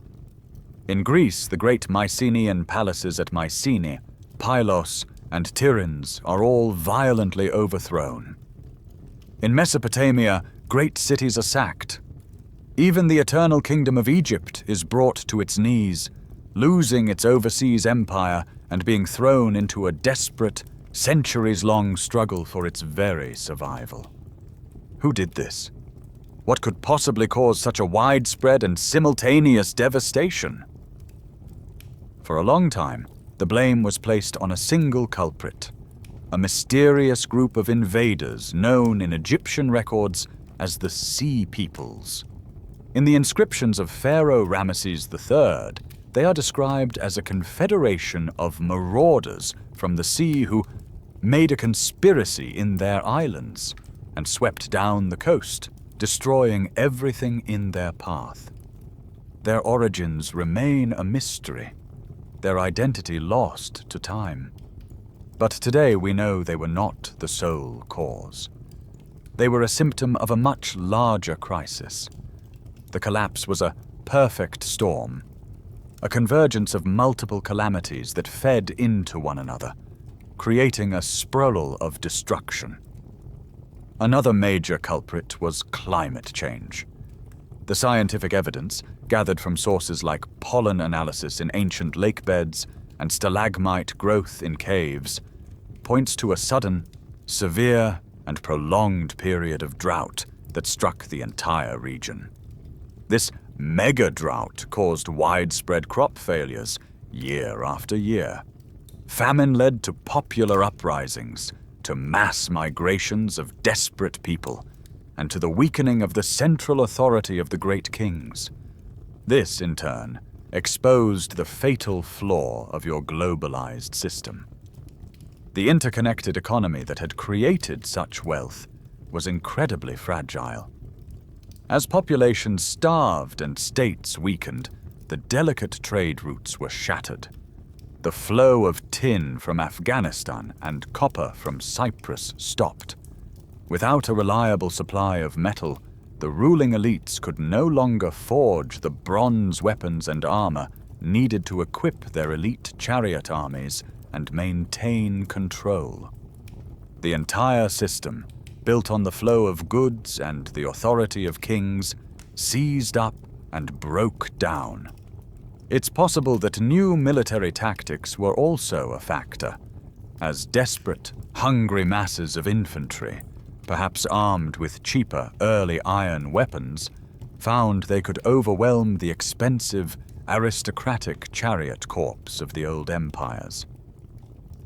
A quirky tidbit that complicates the picture is that the Sea Peoples may not have been a single external invading force at all. They were likely a symptom of the chaos itself, a motley collection of uprooted farmers fleeing the famine, disgruntled mercenaries whose paymasters had gone broke, and opportunistic pirates taking advantage of the breakdown of law and order. You yourself, a farmer whose fields have turned to dust, might be forced to join a band of raiders as your only hope for survival. So, what was the primary cause? Was it a single catalyst like the Sea Peoples, or a cascading systems collapse where multiple factors fed into each other? This is still one of the most intense scholarly debates in ancient history. The likely answer is that it was the system itself. Climate change and famine weakened the empires from within, creating social unrest and refugees who became the Sea Peoples, which in turn shattered the trade routes, which caused the military and economic systems to fail completely. You stand in the ashes of your world, a survivor of a global catastrophe. You have learned a brutal lesson, one that will echo through the ages. Complexity is not the same as strength. Interconnectedness can create prosperity, but it can also transmit shockwaves of collapse with terrifying speed. Your world of bronze, of god-kings and grand palaces, is gone. To rebuild, you will need a new metal, one that is not rare and controlled by elites, but one that is common, cheap, and accessible to all. A metal for a darker, more democratic, and more violent age. You will rebuild your world with iron. You are a survivor in a broken world. The grand palaces are ruins, the trade routes are dead, and the old certainties have turned to dust. The Great Powers Club is officially disbanded. For a few centuries, you live in a localized, poorer, and more fragmented world. But even in this dark age, the embers of innovation are glowing. The key to rebuilding your world lies not in a precious, rare alloy, but in the common, rust-colored dirt beneath your feet. The new world will be built with iron. Now, it's a common misconception that iron is inherently better than bronze. In fact, the first iron tools you make are often softer than a well-made bronze sword and have a nasty habit of rusting away. The true advantage of iron is not its quality, but its quantity. Iron ore is one of the most abundant elements in the Earth's crust. It is everywhere. You don't need a vast international trade network to get it. You don't need to be a wealthy king controlling the tin trade. All you need is a local source of ore, a lot of charcoal to get your furnace hot enough, and the skill to work the metal. This simple fact has a revolutionary, democratizing effect on society. Power shifts from the centralized palaces to the local village. You are now a blacksmith. Your trade, once a specialized craft in a big city, is now the most vital skill in your community. You are the master of a difficult, almost magical process. You build a clay furnace, pack it with layers of iron ore and charcoal, and use bellows to force the air inside to a scorching temperature. After hours of intense heat, you are left with a spongy lump of impurities and metal called a bloom. Then begins the real work. Hours of reheating and hammering this bloom on an anvil to beat out the impurities and shape the raw iron into something useful. Your work changes the world. You forge an iron-tipped plow for the farmer, allowing him to break up tougher soils and increase his yield. You forge iron axes that can clear forests more efficiently. And most importantly, You forge iron swords, spearheads, and helmets. A small village or a local chieftain can now afford to equip an army. Metal is no longer the exclusive property of the rich and powerful. This new reality will give rise to new empires, larger and more brutal than anything the Bronze Age ever produced. The first to master this new iron-based reality are the Assyrians. Emerging from their homeland in northern Mesopotamia, they build the largest and most terrifying empire the world has yet seen. They are the pioneers of a new kind of survival. Survival through total domination and calculated frightfulness. They field massive armies, equipped with iron weapons and armor, that march with relentless efficiency. They perfect the art of siege warfare, building monstrous battering rams and wield siege towers to smash through the mud brick walls of their enemies. But their most effective weapon is terror. The Assyrians use brutality as a deliberate instrument of state policy, a mainstream historical fact that they themselves were eager to publicize.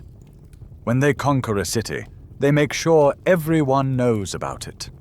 They flay rebellious governors alive, they build pyramids of severed heads, and they deport entire populations, marching them hundreds of miles from their homelands to break their spirit and use them as slave labor elsewhere.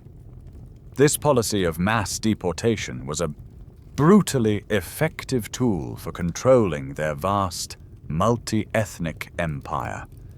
We know these gruesome details because the Assyrians were meticulous record keepers.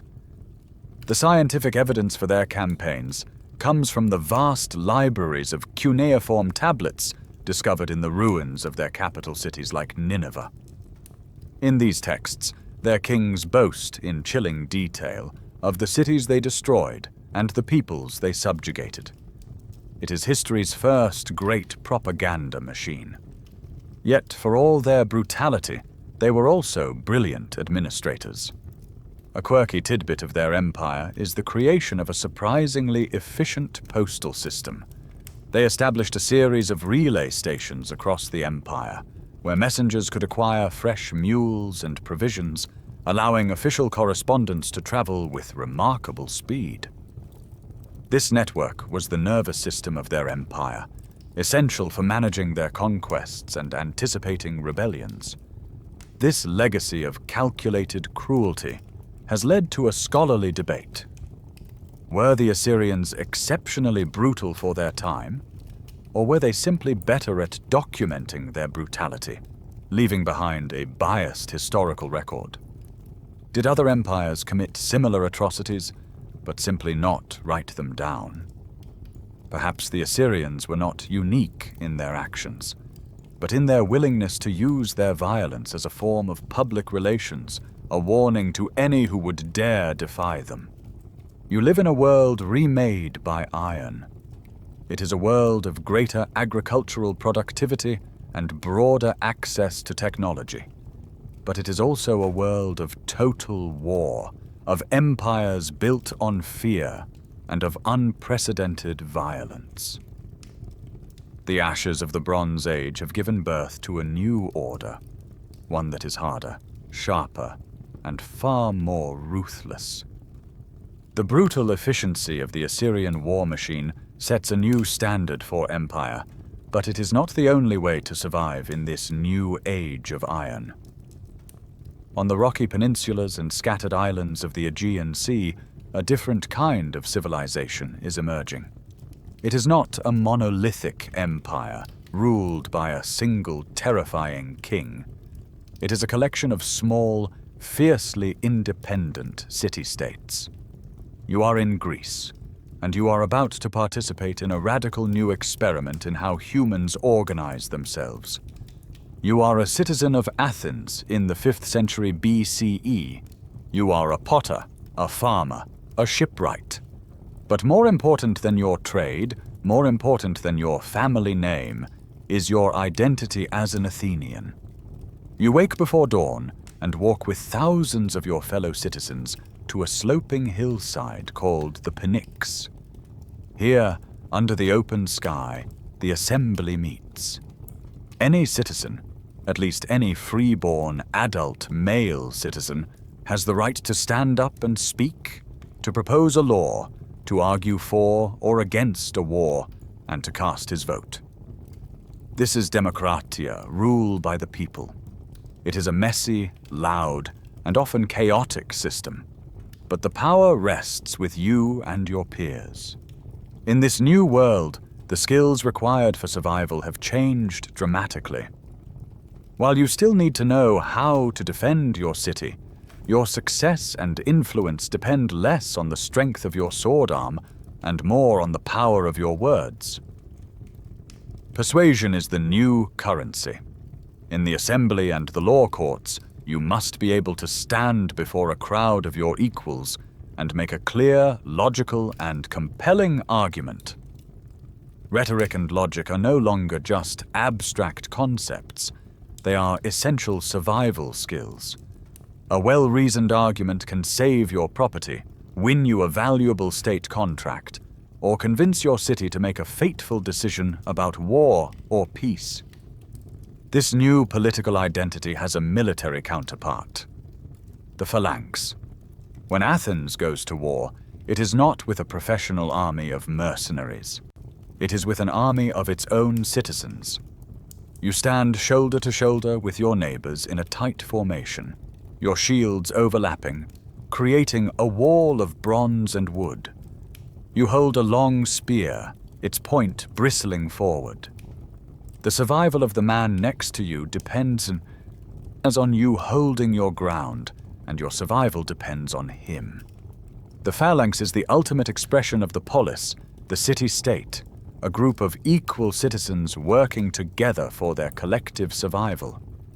This system, however, is far from perfect. The intense rivalry between city-states often leads to devastating conflict.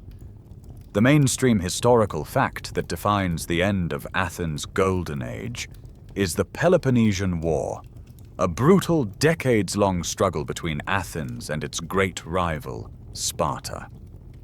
This conflict, documented by the historian Thucydides, showed the dark side of this new political order: the hubris, the cruelty, and the self-destructive tendencies that could arise even in the most brilliant of societies.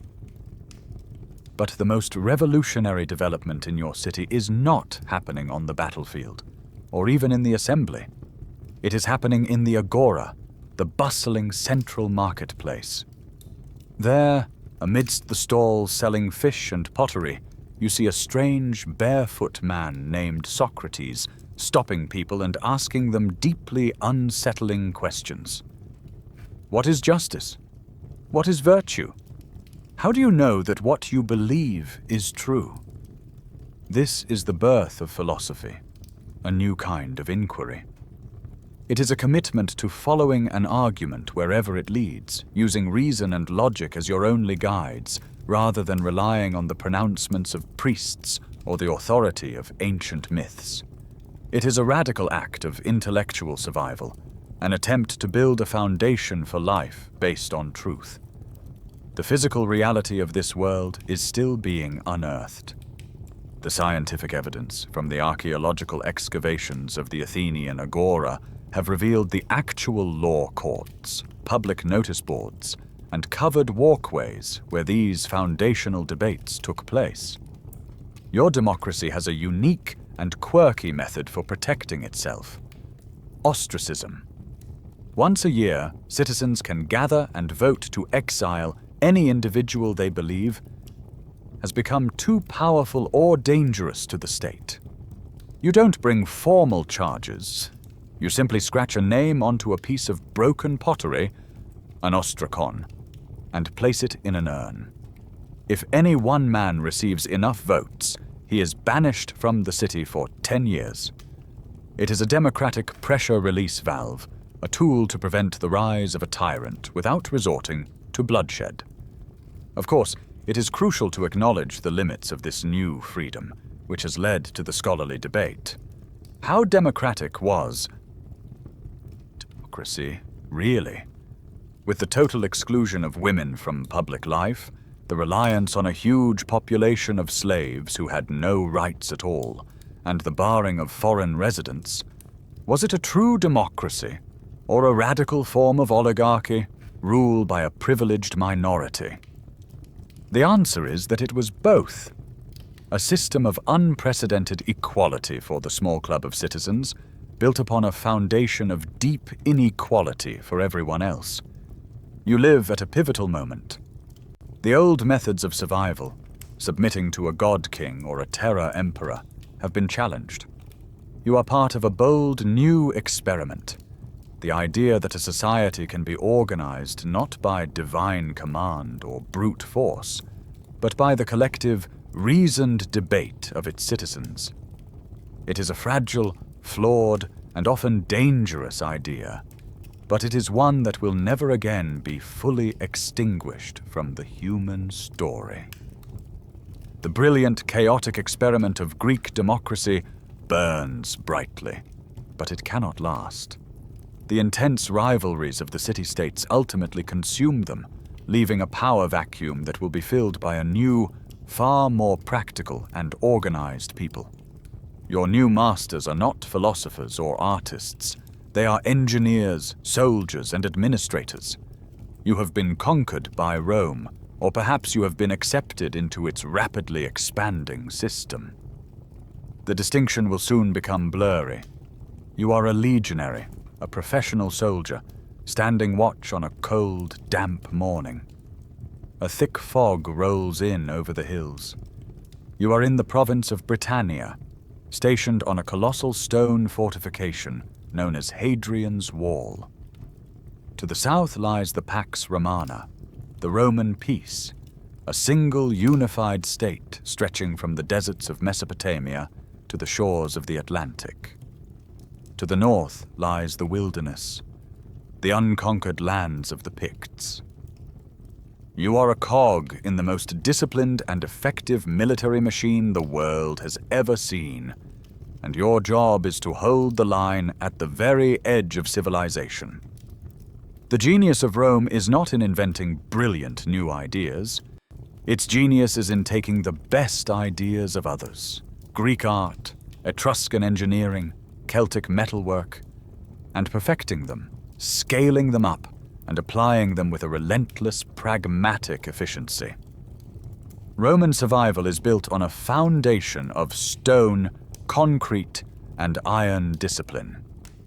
The skeleton of your empire is its network of roads. All roads lead to Rome is not just a saying.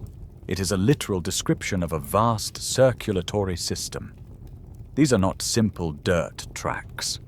They are feats of engineering, built in straight lines, cutting through hills and bridging valleys, constructed in layers of stone and gravel to last for centuries. Their primary purpose is to move legions like yours quickly to any corner of the empire to quell a rebellion or repel an invasion. But they also carry merchants, messengers, and administrators, knitting together a vast and diverse territory. The lifeblood of your cities is water, delivered by another engineering marvel, the aqueduct. These immense sloping stone channels carry fresh water for dozens of miles, supplying the baths, fountains, and sewers of your great cities. This allows for a level of urban hygiene and density that is unprecedented. Your cities are powered by this technology, and they are built with a miracle material, Roman concrete. Your engineers have perfected a recipe of volcanic ash, lime, and rubble that is incredibly strong and durable. It allows you to build massive, vaulted structures like the Colosseum and great domes like the Pantheon. The scientific evidence of its brilliance is that some Roman concrete structures, especially those in seawater, are actually more durable than modern equivalents, possessing a unique chemical composition that allows the material to strengthen and self-heal over time. But the true software that runs this imperial hardware is Roman law. For the first time, A single, predictable legal framework governs millions of people of different ethnicities and religions. Whether you are a merchant in Alexandria, a farmer in Gaul, or a landowner in Spain, you are subject to the same basic legal principles regarding property, contracts, and crime. This stability allows for a massive boom in commerce. And the ultimate prize is Roman citizenship, a legal status that grants you rights and protections anywhere in the empire, a status that is gradually extended to peoples all across your vast domain.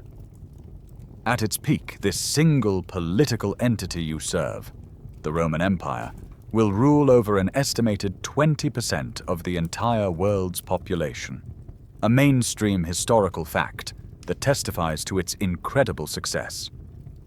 For all their discipline, your people are not just automatons. A quirky tidbit that humanizes these master engineers is their love of a good practical joke. Wealthy Romans at their lavish dinner parties were known to use a form of leather bladder that could be hidden on a chair and would produce an embarrassing noise when a guest sat down. History's first whoopee cushion. This vast, complex system seems eternal, unshakable. But it is not. The very size and complexity that make it strong also contain the seeds of its own destruction. This leads to the great, enduring scholarly debate. Did the Roman Empire fall due to external pressures from so-called barbarian invasions, or from internal decay? Was it murdered, or did it commit suicide? The arguments for internal decay point to crippling economic inequality, rampant political corruption, devastating plagues that reduced the population, and a reliance on slave labor that stifled technological innovation. The arguments for external pressure point to the relentless, centuries-long migrations and invasions of Germanic tribes, Huns, and others who eventually overwhelmed the legions. The answer, as always, is likely a complex mix of both. But for now, you stand your watch on the wall.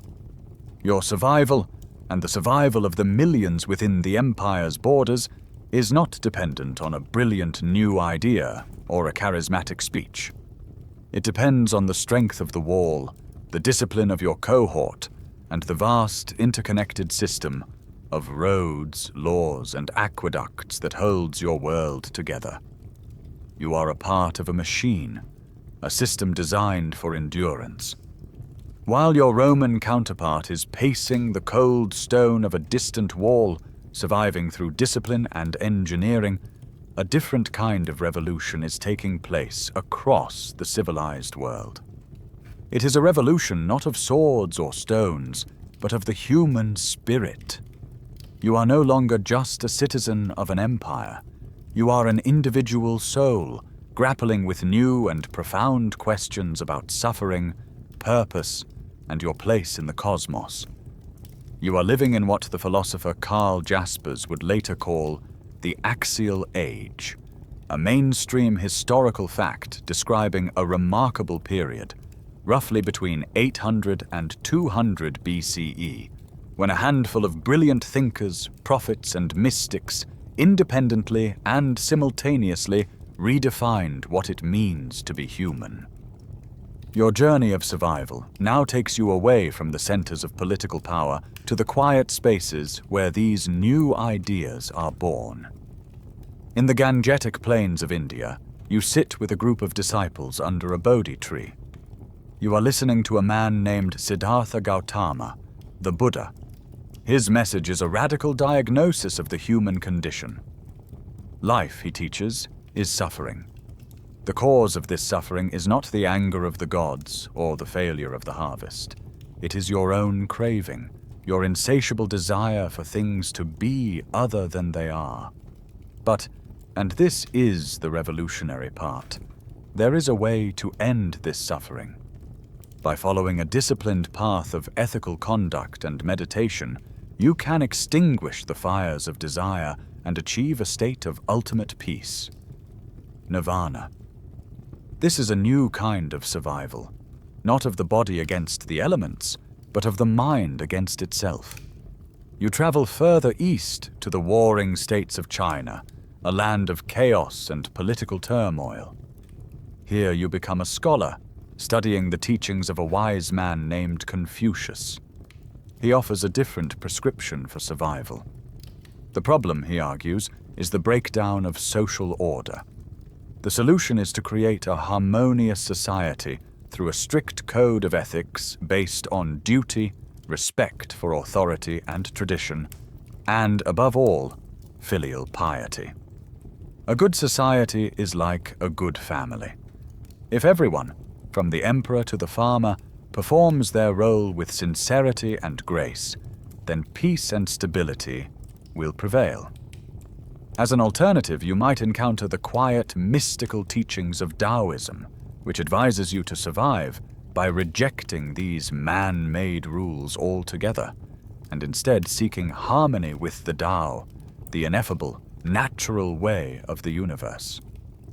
Your spiritual quest then takes you to the heart of the great Persian Empire. Here, a prophet named Zoroaster has transformed the old polytheistic beliefs into a revolutionary new vision.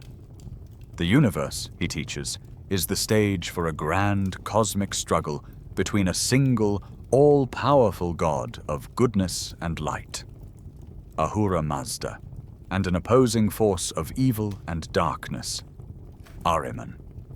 You are a soldier in this cosmic war, and your every moral choice, every act of kindness or cruelty, tilts the balance. This powerful idea of a cosmic dualism, of a final judgment, and of heaven and hell, will profoundly influence the development of Judaism, Christianity, and Islam. Finally, in the small kingdom of Israel, a client state caught between the great empires, you listen to the fiery words of the Hebrew prophets. They rail against the kings and the priests. God, they thunder, does not want your burnt offerings and lavish sacrifices.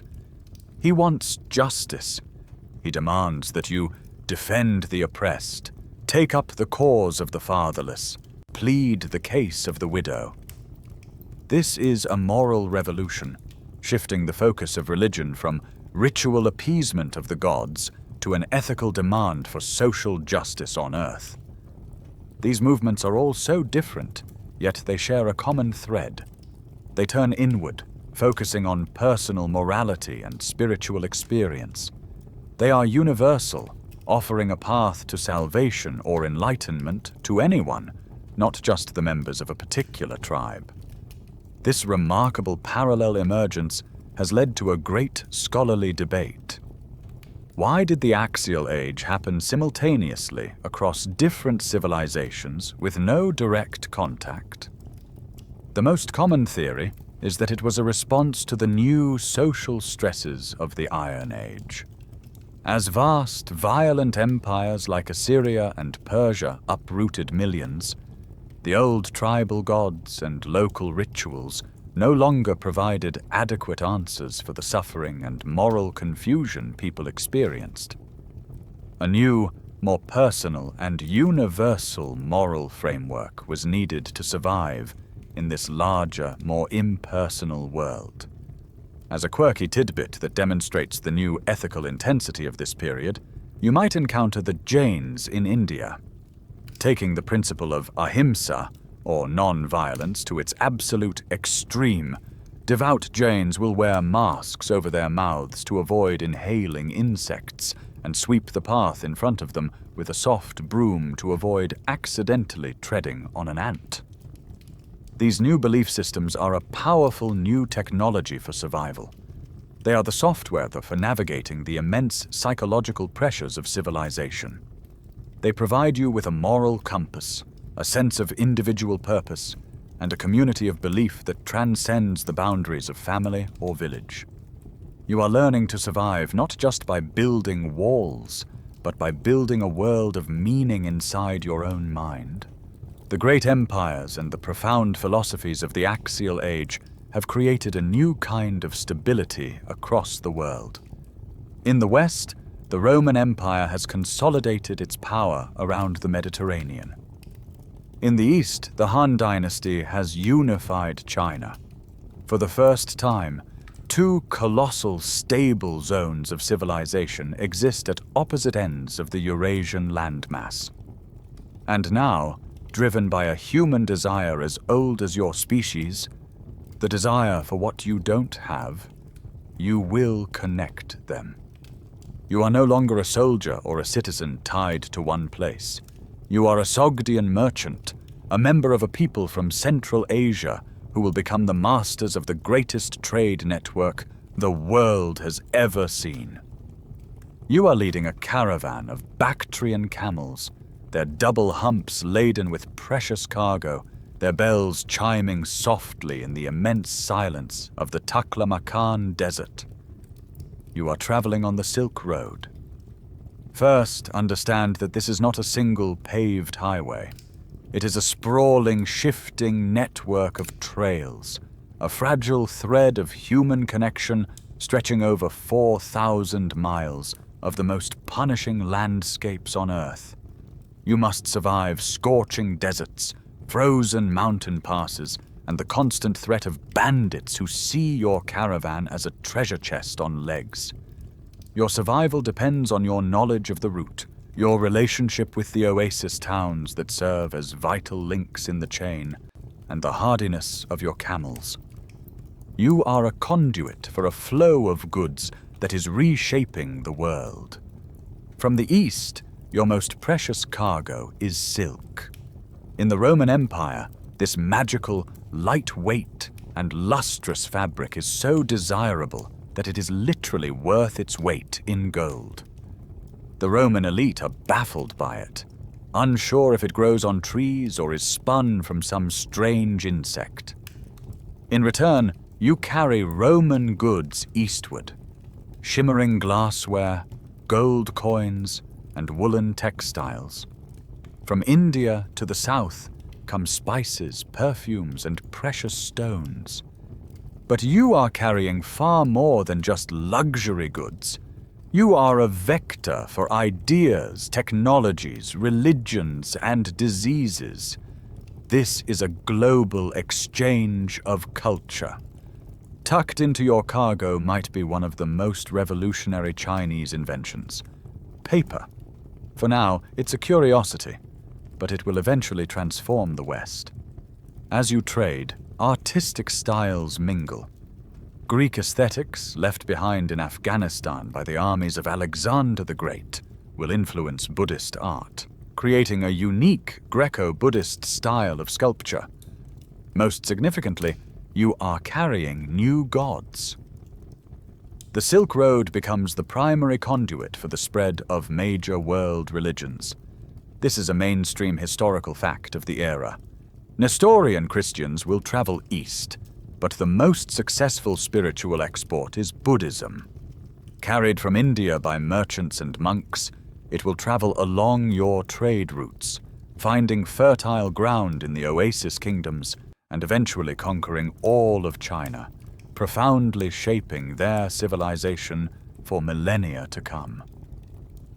The scientific evidence for this incredible mingling of peoples is found frozen in time in the dry sands of the Tarim Basin in western China.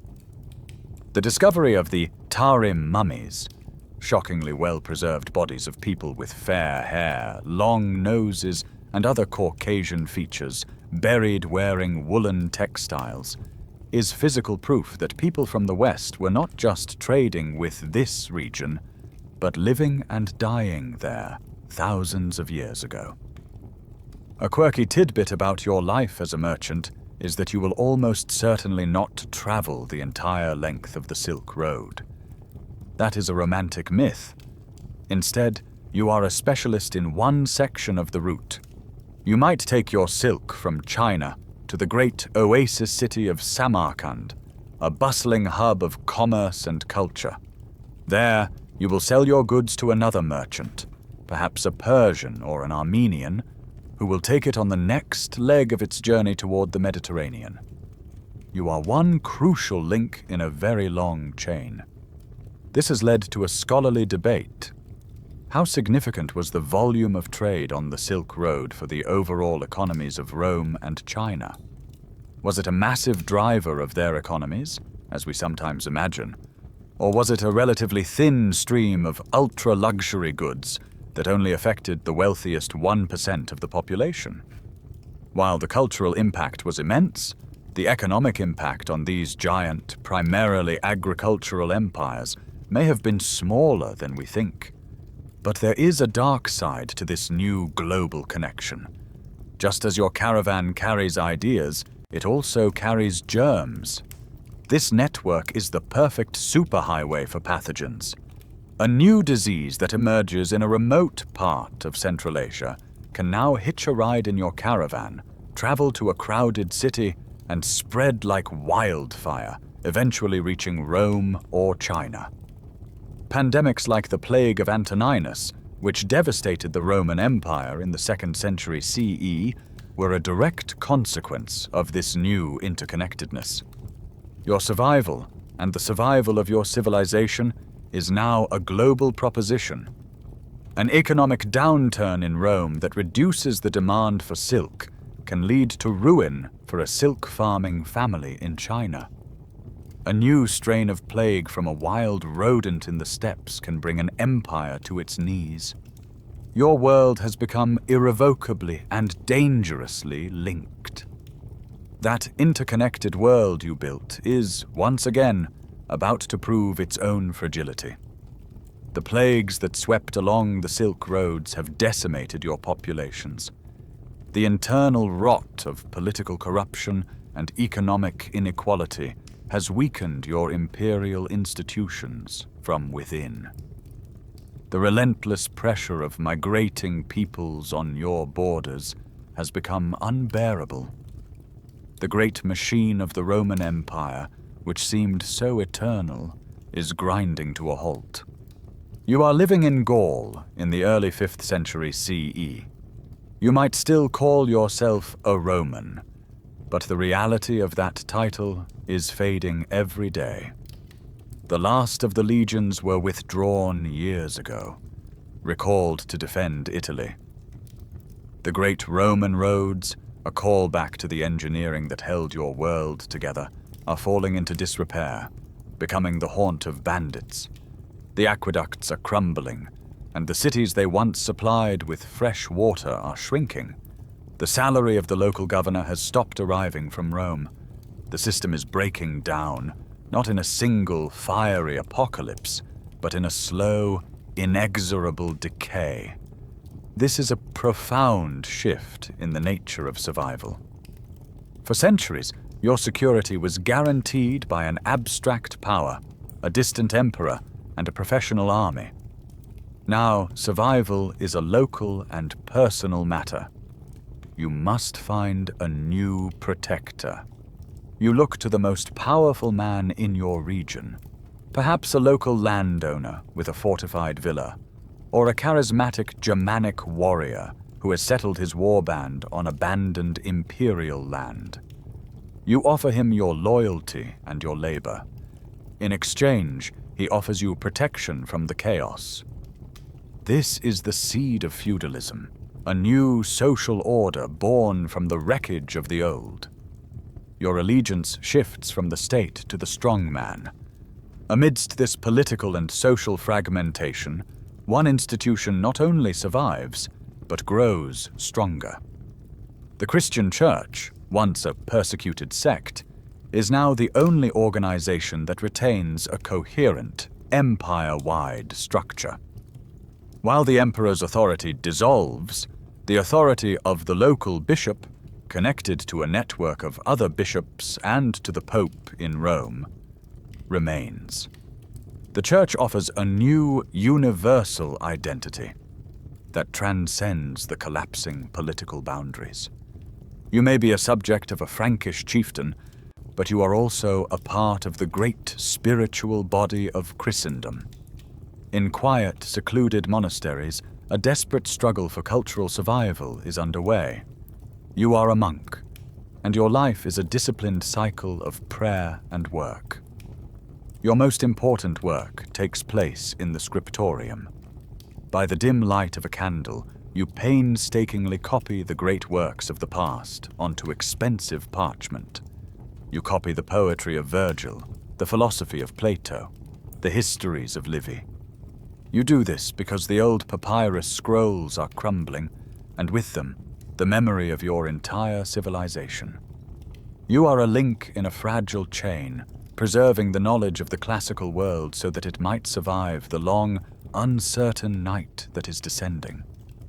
The mainstream historical fact everyone learns is that the Western Roman Empire fell in 476 CE, when the last emperor, a young boy ironically named Romulus Augustulus, was deposed by a Germanic chieftain.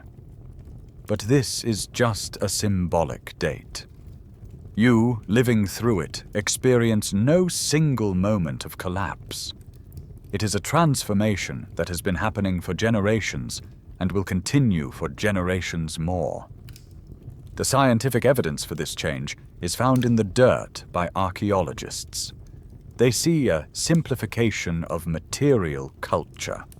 The beautifully crafted, mass-produced Roman pottery is replaced by cruder, locally made wares. Grand stone villas are abandoned or subdivided into smaller dwellings, and the presence of long-distance trade goods, like African olive oil or Egyptian grain, simply vanishes. The world has become smaller. A quirky tidbit that complicates the simple story of civilization versus barbarism is that many of the new Germanic leaders were profound admirers of Roman culture. Men like Theodoric the Great, the Ostrogothic king of Italy, saw themselves not as destroyers, but as the rightful inheritors of the Roman legacy. They preserved the Senate, repaired aqueducts, and tried to maintain the old Roman systems, even as those systems were slowly failing around them. This entire period has become the subject of a great scholarly debate. For centuries, it was called the Dark Ages, a term that implies a complete collapse of learning and culture. Today, historians find that term misleading. They prefer early Middle Ages or late antiquity, because while much was lost, it was also a dynamic period of change and fusion, where Roman, Germanic, and sometimes Christian cultures blended to create something entirely new. You are learning to survive in this new world. It is poorer, more violent, and more fragmented than the one your grandparents knew. But it is not without hope.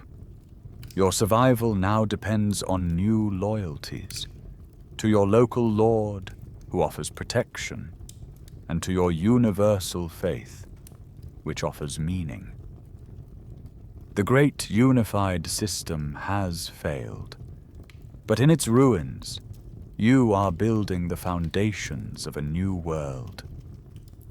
While you and your fellow monks in the West are desperately trying to keep the candle of knowledge from being extinguished, a new sun is rising in the East. The fragmented, localized world you inhabit is not the only reality. In the centuries following the fall of Rome, a new religion, Islam, explodes out of the Arabian Peninsula, inspiring the creation of a vast, unified empire, the Caliphate, that stretches from Spain to the borders of India. And at the heart of this empire, a golden age of science, philosophy, and culture is dawning. Forget the damp, quiet monastery. You are now a scholar in the 9th century, living in the vibrant, bustling metropolis of Baghdad. Founded by the Abbasid Caliphate, your city is the new center of the world, a cosmopolitan hub of trade and ideas that is almost certainly the largest and wealthiest city on the planet, a mainstream historical fact of the era. You walk through crowded streets filled with merchants from Africa, India, and China. But your destination is the intellectual heart of the city, the Bait al-Hikmah, the House of Wisdom. This great library and translation institute is a testament to your civilization's approach to survival and progress. The caliphs, your rulers, believe that knowledge is power. They have sponsored a monumental effort to gather all the great scientific and philosophical texts from the older civilizations they now rule over.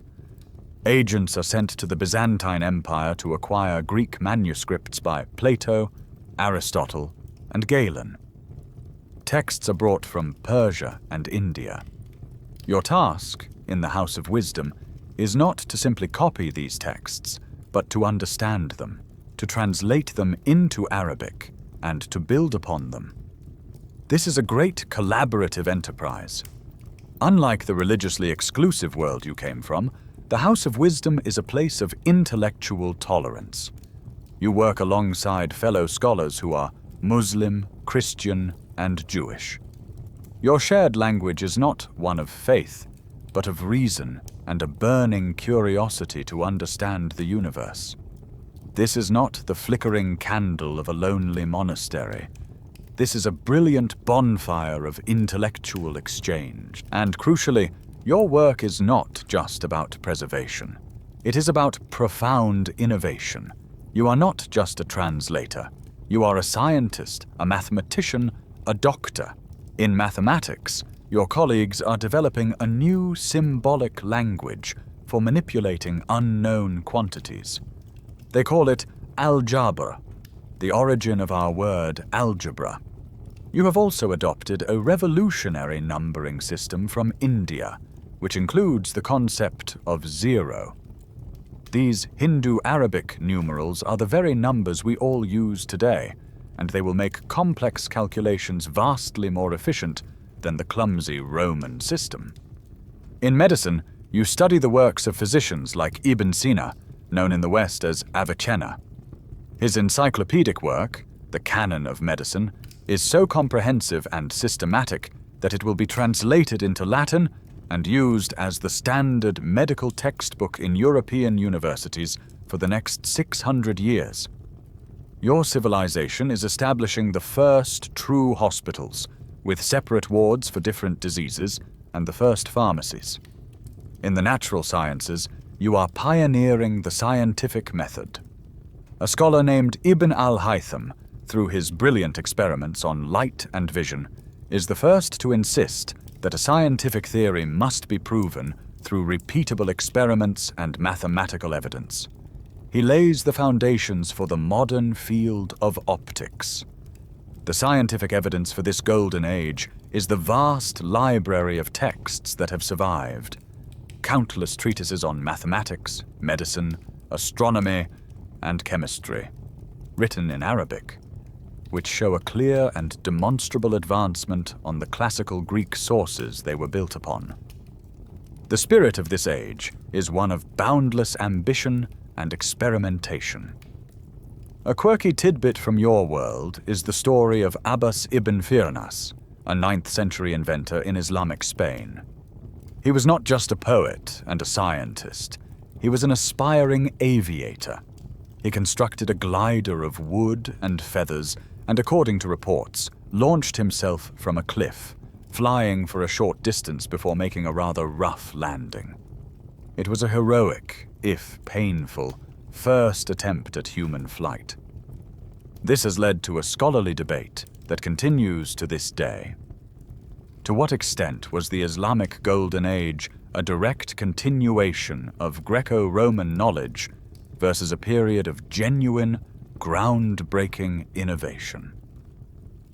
While your civilization stood on the shoulders of Greek giants like Aristotle, it is undeniable that scholars like you added their own profound and original contributions, advancing science and philosophy far beyond what they had inherited. You live in a world where survival and progress are driven by a culture of intellectual curiosity, synthesis, and a remarkable degree of tolerance. While much of Western Europe is looking inward, struggling to preserve a fragmented past, your world is looking outward, absorbing the knowledge of all cultures and forging it into something new, brilliant and enduring. While the great minds of Baghdad are charting the stars and pioneering algebra, your life in Western Europe has taken a different path. The intellectual fire of the Islamic world is a distant rumor, if you've even heard of it at all. Your world has been rebuilt from the ruins of Rome, but it is a smaller, quieter, and far more dangerous place. You are a peasant, a serf, living in medieval England. Your survival is bound by a simple, rigid contract that governs your entire existence. Your world is the manor, a self-sufficient agricultural estate. You live in a small wattle and daub hut with a thatched roof, sharing the single room with your family, and in winter, your livestock. The land you work is not your own.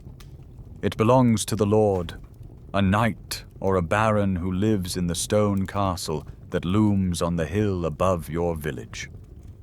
This is the heart of the feudal system, a web of mutual, though profoundly unequal, obligations. You are tied to this land. You owe your lord a portion of your harvest and several days of labor on his personal fields each week. In exchange, he owes you protection. When the raid siren sounds, signaling an attack from a rival lord or Viking marauders, you and your family abandon your hut and flee to the safety of the castle walls. It is a hard bargain, but in this violent and uncertain world, it is the only one available. Your life is a constant struggle against starvation. You and your village have adopted clever agricultural innovations like the three-field system, rotating your crops of wheat, beans, and fallow land to keep the soil fertile.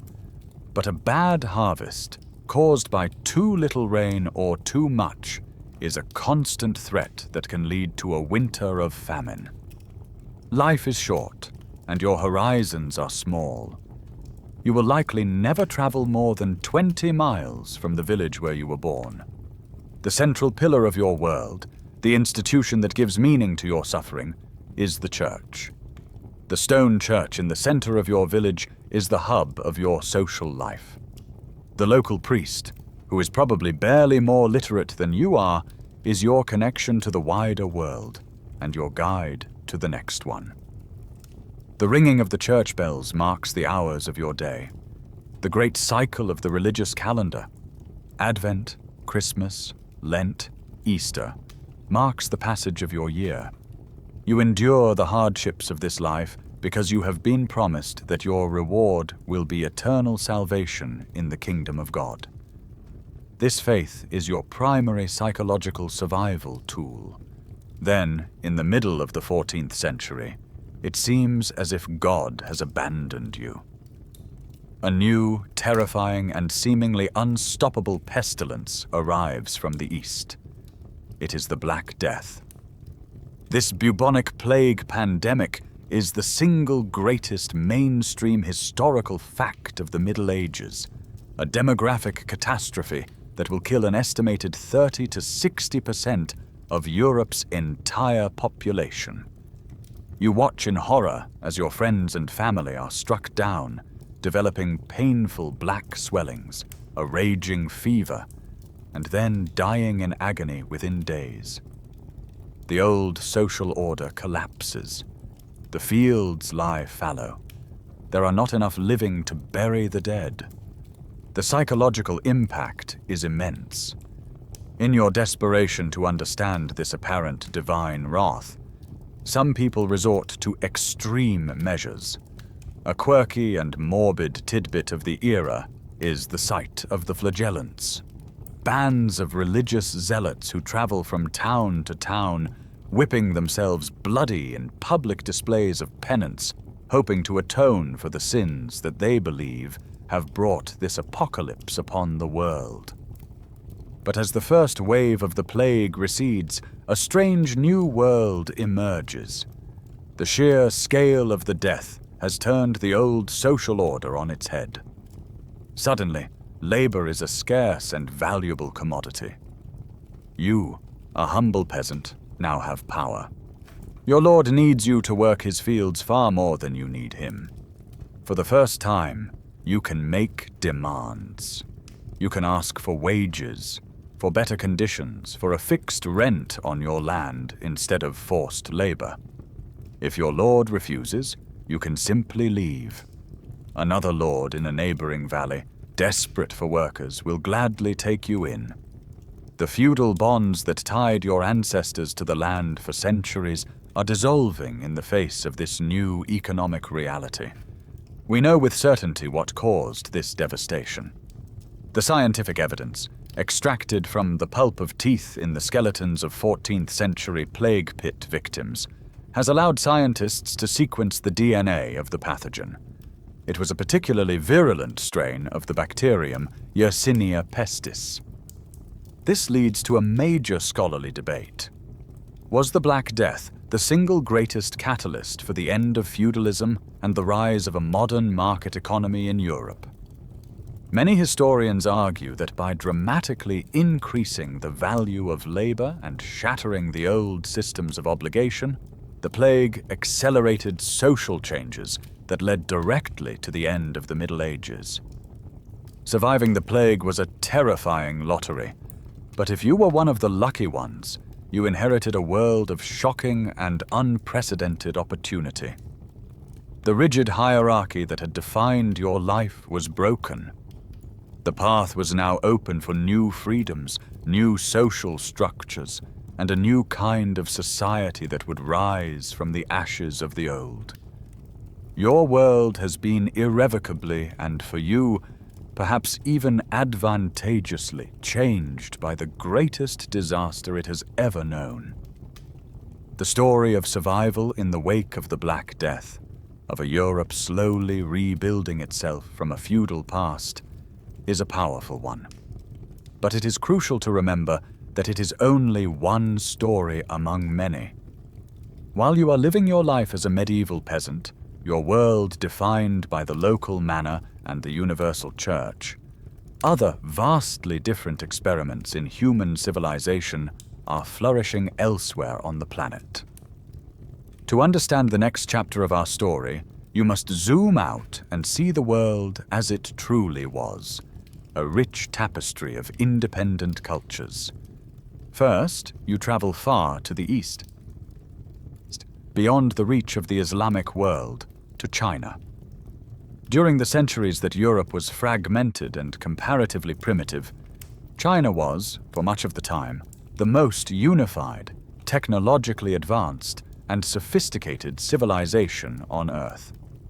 You are a citizen of the Song dynasty, around the year 1100. You do not live in a muddy village of a few hundred people.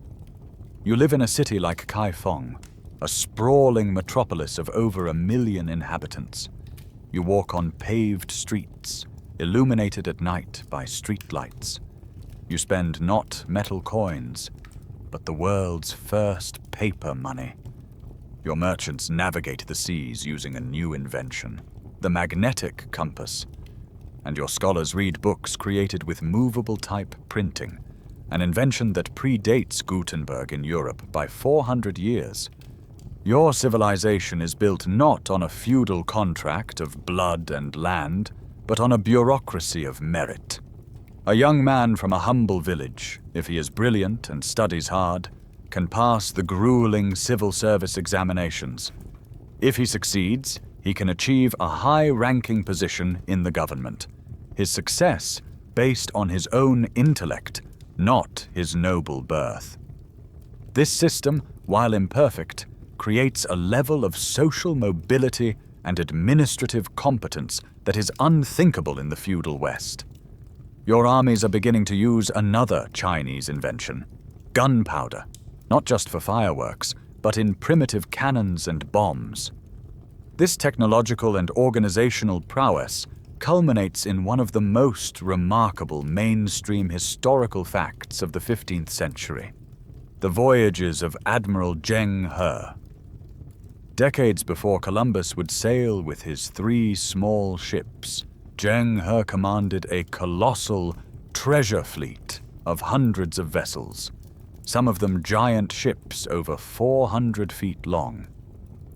He sailed across the Indian Ocean, reaching the coasts of Africa, projecting the power and wealth of the Chinese emperor and bringing back exotic tribute, including a giraffe that amazed the imperial court. China had the technology, the wealth, and the will to become the world's first great global maritime power. That they chose, for internal political reasons, to burn their fleet and turn inward is one of the great turning points of history. Now you must travel even further, across an ocean whose existence you can't even imagine. You are in a world that has developed in complete and utter isolation for over 10,000 years. The Americas. Here, entirely independent solutions to the problem of civilization have arisen. You are standing in the middle of Tenochtitlan, the capital of the Aztec Empire.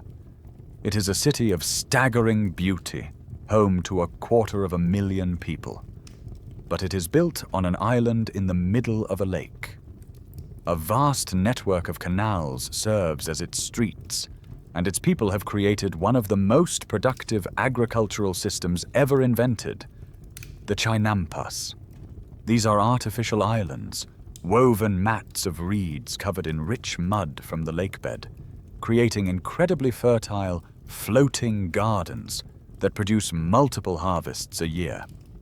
Aztec survival is a testament to this engineering genius, but it is also fueled by a dark and demanding cosmology. Your state is locked in perpetual warfare with its neighbors, because your gods, particularly the sun god, require a constant supply of human hearts, sacrificed atop your great pyramids to keep the sun rising every morning. Far to the south, in the towering Andes Mountains, another incredible empire has risen, the Inca. They have unified a vast territory of millions of people, stretching for thousands of miles, connected by an elaborate and perfectly maintained road system, complete with suspension bridges over deep gorges. And they have done all of this without wheeled vehicles, without large draft animals for transport, and most remarkably, without a system of writing.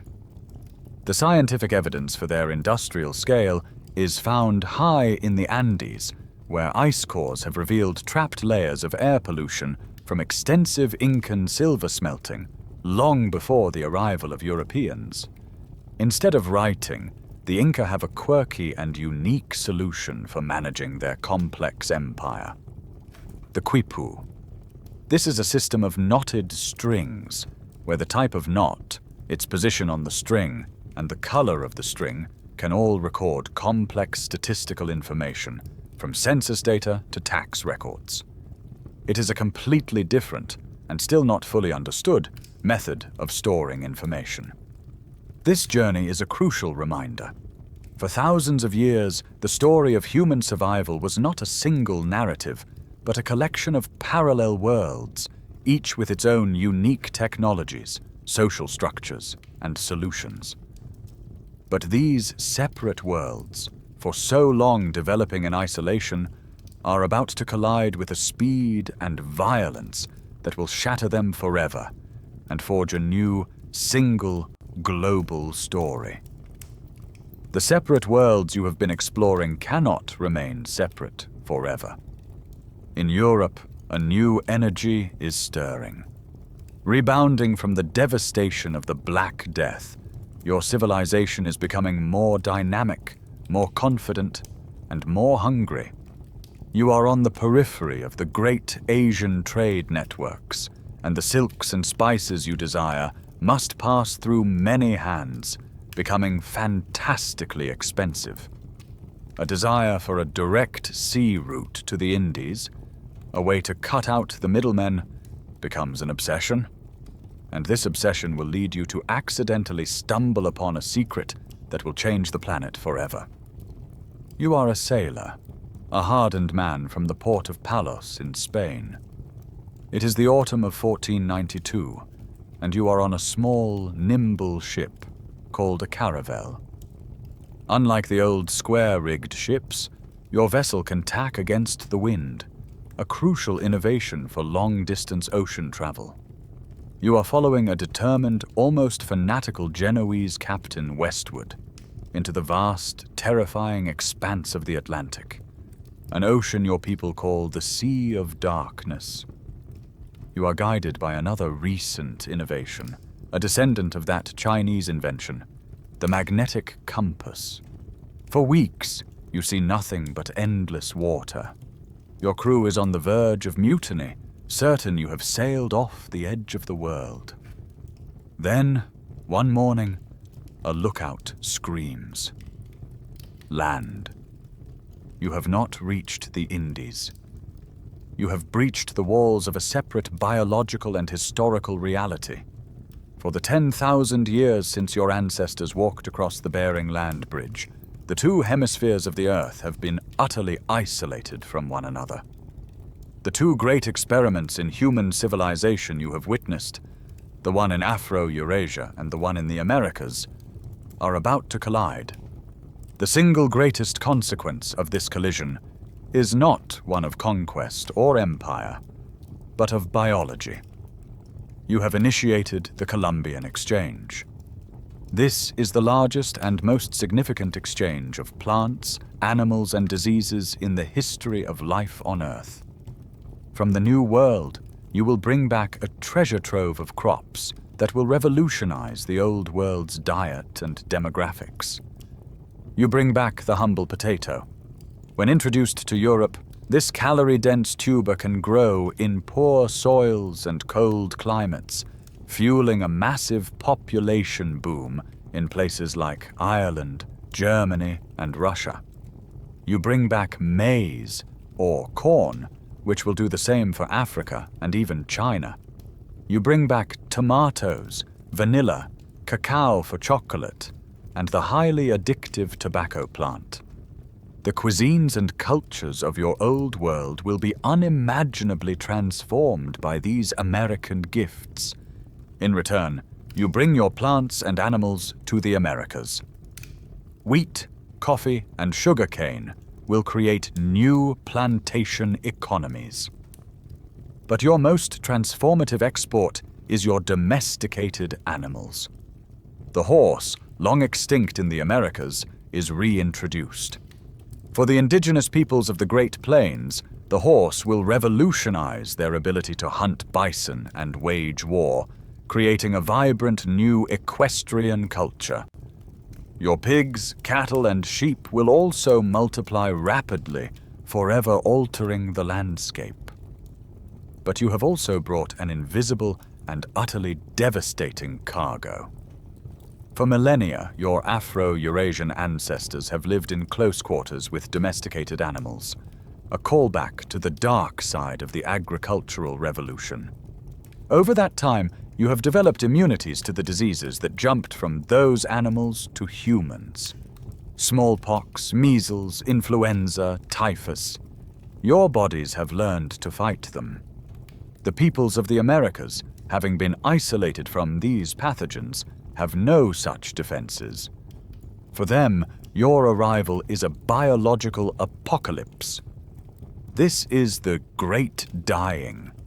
Smallpox sweeps through the Aztec and Inca empires with a speed and lethality that is almost unimaginable, killing emperors and commoners alike, creating a chaos that makes the Spanish conquest possible. Entire cultures are wiped out. It is estimated that within a century of your arrival, as much as 90% of the indigenous population of the Americas will be dead. This is, without question, the greatest demographic catastrophe in human history. The scientific evidence for the sheer scale of this tragedy is breathtaking. The Great Dying was so vast that the millions of acres of abandoned farmland were reclaimed by forests. This massive reforestation sucked so much carbon dioxide out of the atmosphere that it caused a measurable drop in global temperatures, a key contributing factor to the mini-ice age of the 16th and 17th centuries. The economic consequences are equally world-changing. The Spanish will discover a mountain made of silver at Potosi in Bolivia. This mainstream historical fact will see them enslave millions of Native Americans and later Africans to extract a river of silver that will fund the Spanish Empire for centuries, transforming the global economy. Amidst this grand exchange, there are quirky tidbits, like the turkey, an American bird that Benjamin Franklin once argued would have been a more respectable choice for the national bird of the United States than the bald eagle. This history is, of course, deeply contested, and it leads to a powerful scholarly debate. How should we view figures like Columbus? As heroic explorers who, through courage and vision, connected our world? Or as the instigators of a brutal genocide who unleashed centuries of exploitation and suffering? He is, perhaps, both, a symbol of the profound and often tragic complexity of this new global age. The two separate streams of human history have now merged into a single, turbulent river. For the first time, your species is part of a single planetary system.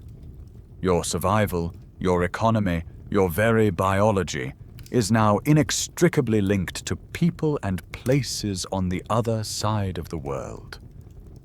The rules have changed. Forever. The collision of worlds you initiated has sent shockwaves across the globe, and nowhere are they felt more profoundly than back in Europe. The river of silver from the Americas is funding new kingdoms and new ambitions. The rediscovery of classical texts, a callback to the knowledge preserved by both lonely monks and the great scholars of Baghdad, is sparking a new way of looking at the world. You are entering an age of profound and violent upheaval, not of territory, but of the mind. You are an artist in 15th century Florence. Your city is buzzing with a new energy, a new spirit. You are living through the Renaissance. For 1,000 years, the primary purpose of art and learning was to glorify God and prepare the soul for the afterlife.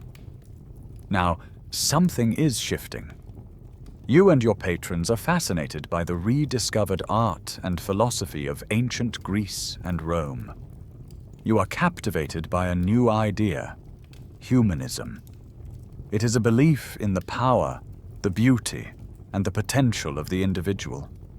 You are still a person of deep faith, but your focus is shifting from the heavens to the earth, from the soul in the next life to the genius of humanity in this one.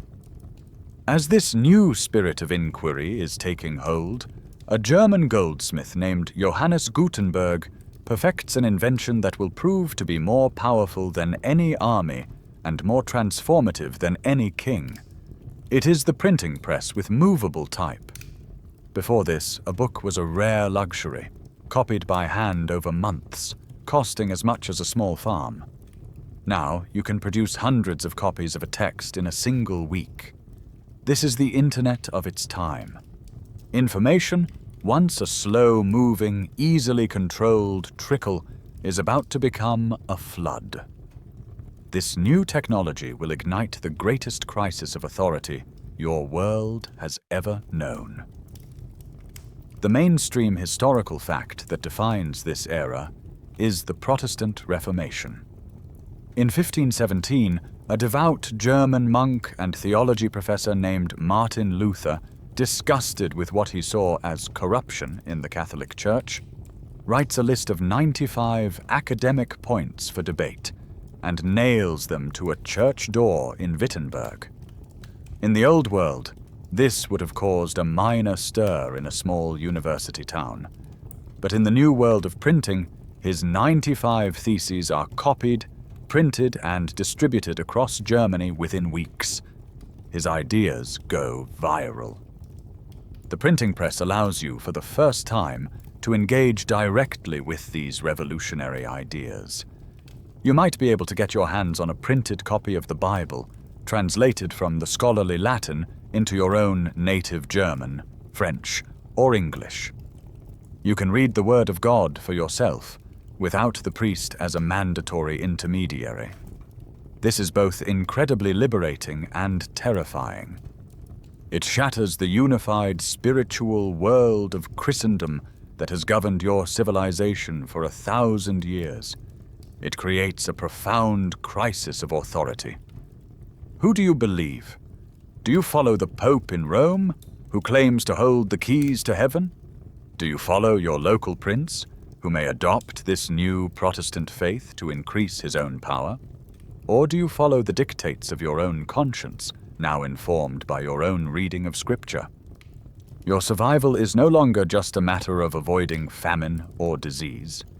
It is now a matter of navigating a treacherous ideological landscape. Your neighbor, with whom you have lived in peace your whole life, might suddenly become your mortal enemy over a disagreement about the nature of communion. This crisis of faith plunges Europe into more than a century of brutal religious wars. Conflicts like the 30 Years' War in Germany will kill up to 1/3 of the population, a level of devastation not seen since the Black Death. The scientific evidence for the speed of this information revolution is found in the books themselves. Modern historians can analyze the paper, ink, and typography of early printed works to trace how quickly and how far the new technology spread from Gutenberg's workshop in Mainz across the entire continent. And a quirky tidbit from this dawn of the information age is the emergence of a primitive form of copyright protection. Printers would often insert small, deliberate errors into their texts so that if a rival printer created a pirated copy, they could point to the identical mistake as proof of theft. This entire period of explosive change has, of course, been the subject of scholarly debate. Was the Renaissance a sudden clean break from the dark Middle Ages, a miraculous rebirth of classical light? Or was it a more gradual continuation of trends in trade, learning, and art that had already begun in the late medieval period?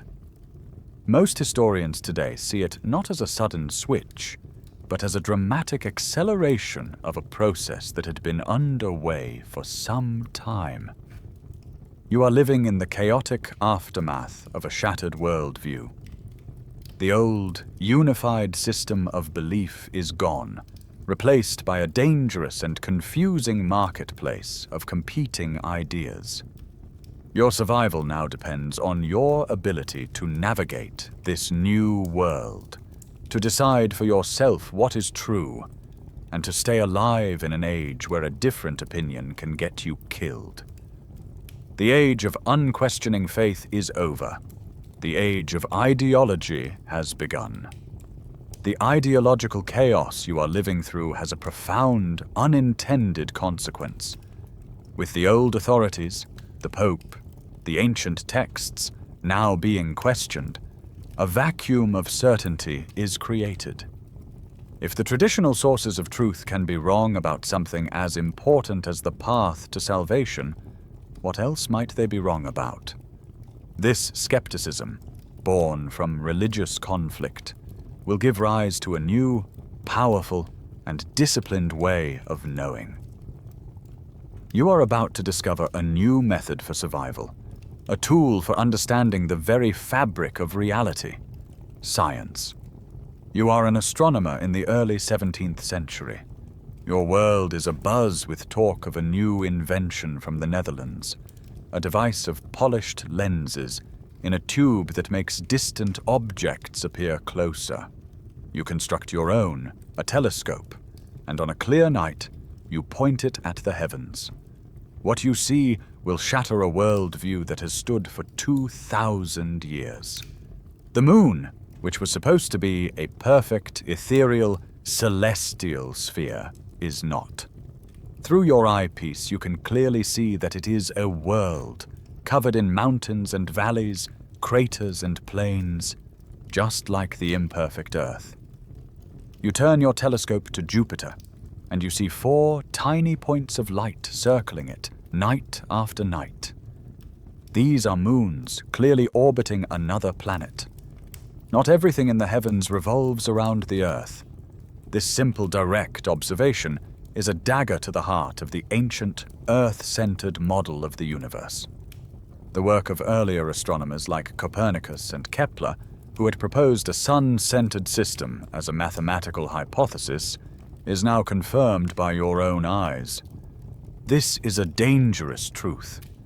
The old model of the universe, with humanity and the Earth at its center, was not just a scientific theory. It was the foundation of the entire religious and philosophical order. To challenge it is to challenge the authority of the Church and the very Word of God. Your contemporary, Galileo Galilei, will be put on trial by the Inquisition and forced to recant his discoveries. A stark reminder that new knowledge is often seen as a mortal threat to the old powers. But the revolution cannot be stopped. The final decisive blow to the old cosmos comes from a reclusive, brilliant, and notoriously difficult man in England, Isaac Newton. He takes the observations of Galileo and the mathematical laws of Kepler and synthesizes them into a single, elegant, and breathtakingly powerful theory. He proposes a law of universal gravitation. The force that makes an apple fall from a tree to the ground, he argues, is the very same force that holds the moon in its orbit around the Earth, and the Earth in its orbit around the Sun. The laws of physics are the same in the heavens as they are on Earth. The universe is not a mystical realm of divine beings. It is a vast, intricate, and predictable machine, a clockwork governed by a handful of universal mathematical laws. The publication of his book, the Principia Mathematica, in 1687 is the mainstream historical fact that marks the culmination of the scientific revolution. The key innovation of this era is not any single discovery, but the method itself. You are developing the scientific method, a new way of surviving the treacherous landscape of ignorance and falsehood. It is a process. You observe the world, you form a hypothesis to explain your observation, you design an experiment to test that hypothesis, and you refine or discard your hypothesis based on the results. Truth is no longer something handed down by authority. It is something you must actively and rigorously discover for yourself, through evidence and logic. The stunning scientific evidence for the power of this new method is its predictive capability. Using Newton's laws, you can predict the return of a comet decades in advance, or calculate the timing of an eclipse to the second. This is a power your ancestors, who saw comets as divine omens, would have considered magical. Of course, the transition from the old world to the new was not clean. A quirky tidbit about the greatest mind of this revolution is that Isaac Newton, the man who created modern physics, spent a huge portion of his life secretly practicing alchemy, trying to turn lead into gold, and poring over the Bible, attempting to create a precise timeline for the apocalypse. This shows that even the most brilliant pioneers of the new science still had one foot planted firmly in the world of mysticism and magic. This entire revolution has prompted a scholarly debate. Did the scientific revolution occur because of a few lone geniuses like Galileo and Newton? Or was it the result of broader societal changes? Perhaps it was an inevitable consequence of the printing press, which allowed for the rapid sharing of data, or the growth of universities and trade, which brought different ideas into contact. The answer, most likely, is that it required both. Brilliant minds operating within a society that was, for the first time, capable of nurturing and disseminating their discoveries. You now possess the most powerful tool for understanding the world your species has ever invented. You have moved from a world of divine mysteries to a universe of natural laws. This new way of thinking gives you unprecedented power to understand, predict, and, in the centuries to come, to control and manipulate the natural world in ways you cannot yet even begin to imagine. The power of the scientific method has given you a new kind of confidence, a new faith in the power of human reason to understand the universe. Now, you will turn that powerful intellectual lens away from the stars and back onto yourselves. The great thinkers of your time are asking a bold and dangerous question. If the physical world is governed by rational, natural laws, why is human society still governed by the irrational traditions of absolute monarchy, hereditary privilege, and religious dogma? You are entering the age of enlightenment. You are a philosopher, or a philosophe, as you are called, in an elegant salon in 18th century Paris. The air is thick with the scent of perfume and the buzz of witty, subversive conversation. Here, in the homes of influential women, intellectuals, artists, and aristocrats gather to debate the most pressing issues of the day, away from the prying eyes of royal censors. You are part of a movement that believes it can use reason to shine a light into the dark corners of society and build a better world. The ideas being forged in these conversations are a new toolkit for survival, not against nature, but against tyranny. You read the works of the Englishman John Locke, who argues that all humans are born with natural rights, the right to life, liberty, and property. Governments, he insists, are not ordained by God. They are created by people to protect these rights. And if a government fails to do so, the people have the right to overthrow it. You debate the writings of Voltaire, who uses his sharp wit to champion freedom of speech and attack religious intolerance. You discuss Rousseau's idea of a social contract, where free individuals agree to be governed for the common good. And in Scotland, a thinker named Adam Smith is applying this same search for natural laws to the economy, laying out the principles of what will become known as capitalism. These are not just idle speculations. They are intellectual dynamite, challenging the very foundations of the old order. And this dynamite is about to explode. The mainstream historical fact is that these Enlightenment ideas will directly inspire two of the most consequential events in modern history: the American Revolution in 1776 and the French Revolution in 1789. Suddenly, you are no longer just a debater in a salon. You are a citizen on the streets of Paris. The abstract ideas of liberty and rights have become a revolutionary roar. You storm the Bastille, a symbol of royal tyranny.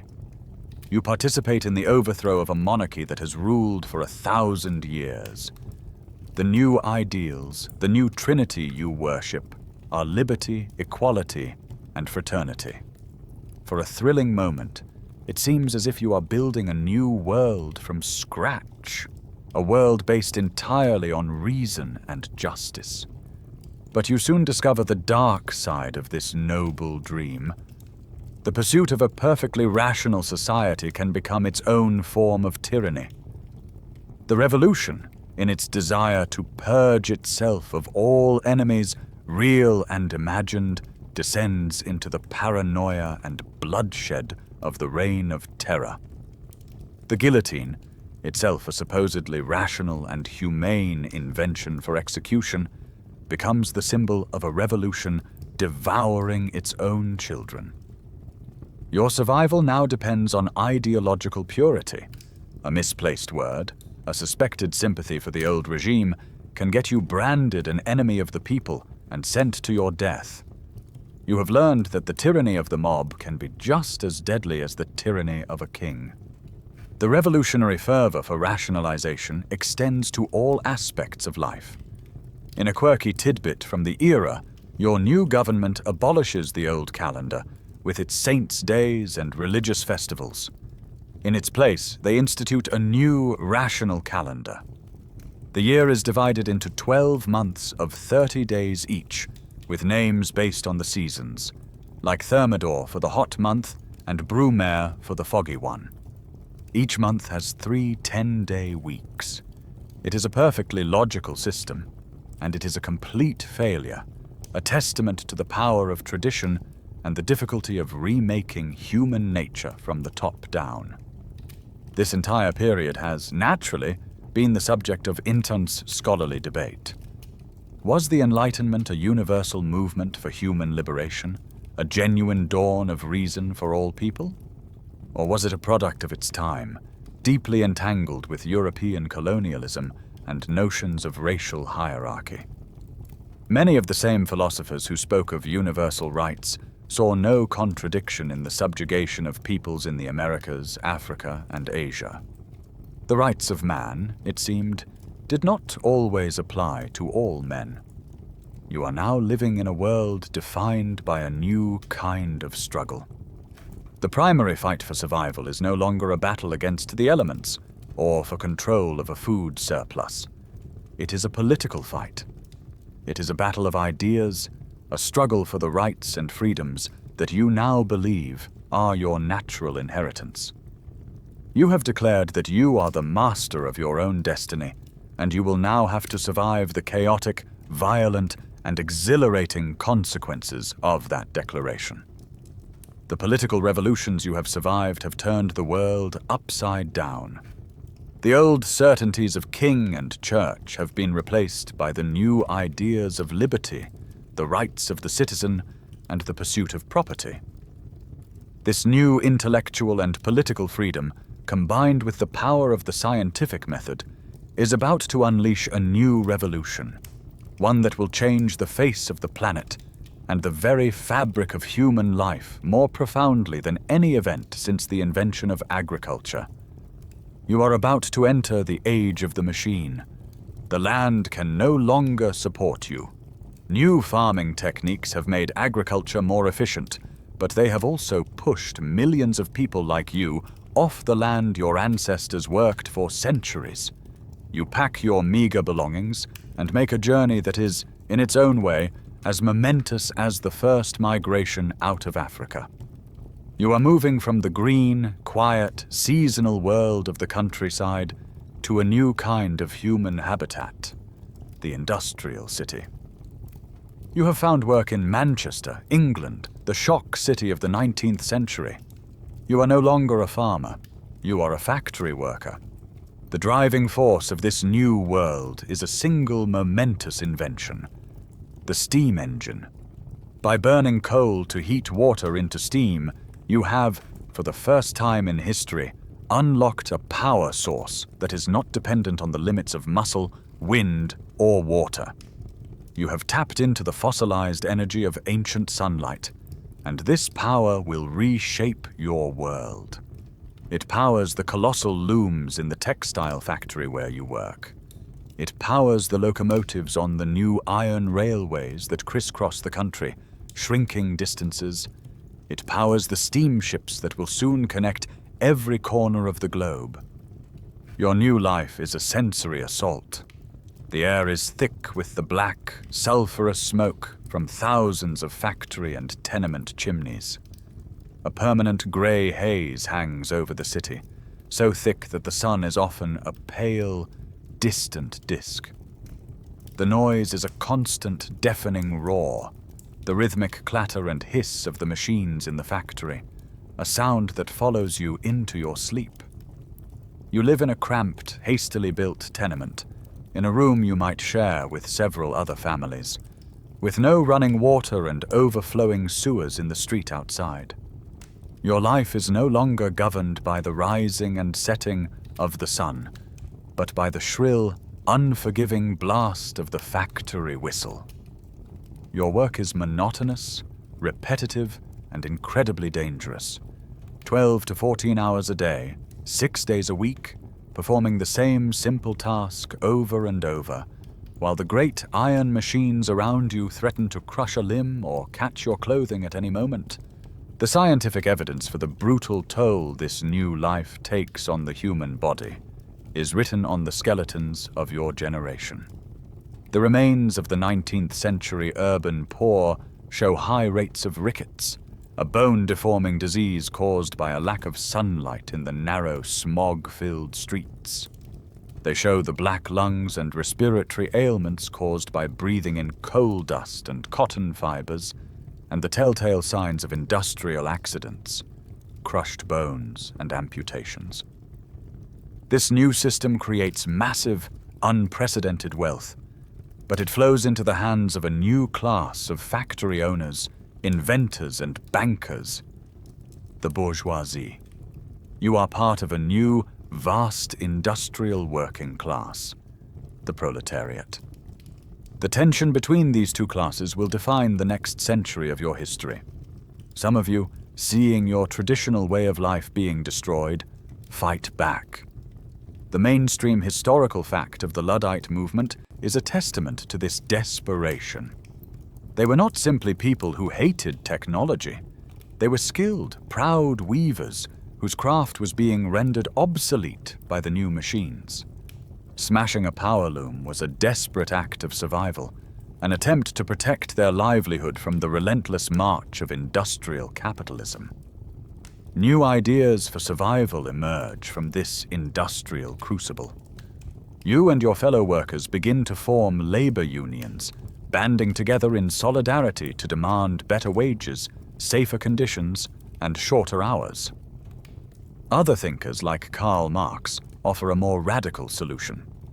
He argues that this new system is inherently exploitative, and that the only way for the working class to truly survive is to unite, overthrow the factory owners, and create a new socialist society.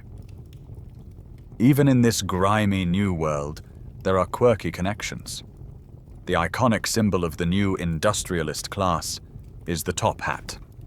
Its popularity was driven, in part, by the fact that the shellac used to stiffen the felt was a byproduct of industrial chemical processes, a strange link between high fashion and industrial waste. This raises a great scholarly debate. Did the Industrial Revolution ultimately improve the standard of living for the average person? And if so, how long did it take for the benefits to outweigh the brutal initial conditions? For the first several generations, life expectancy in cities like Manchester actually went down.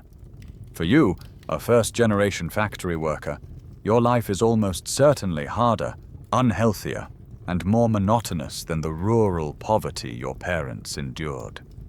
The widespread benefits of this new productivity, cheaper goods, improved medicine, greater wealth, will only begin to lift the general population out of misery much later. You stand at the heart of a great paradox. Your species has harnessed a power that the gods of old would envy. You can produce goods on a scale that would have seemed like magic to your ancestors. You have conquered the limitations of nature. But in doing so, you have created a new set of social and environmental problems that now threaten your very soul. The final challenge of your long journey is to learn how to survive the consequences of your own breathtaking success. You have arrived. After millions of years of struggle, you are now living in the world built by all the revolutions of your past: the cognitive, the agricultural, the scientific, and the industrial. The 20th and 21st centuries are the apotheosis of your species' power, a time of breathtaking progress and unprecedented danger, an age of profound and terrifying paradoxes. You are living through a century of miracles. The scientific method you developed has given you insights into the nature of reality that would have been unimaginable to your ancestors. You have split the atom, unleashing the power of the stars on Earth.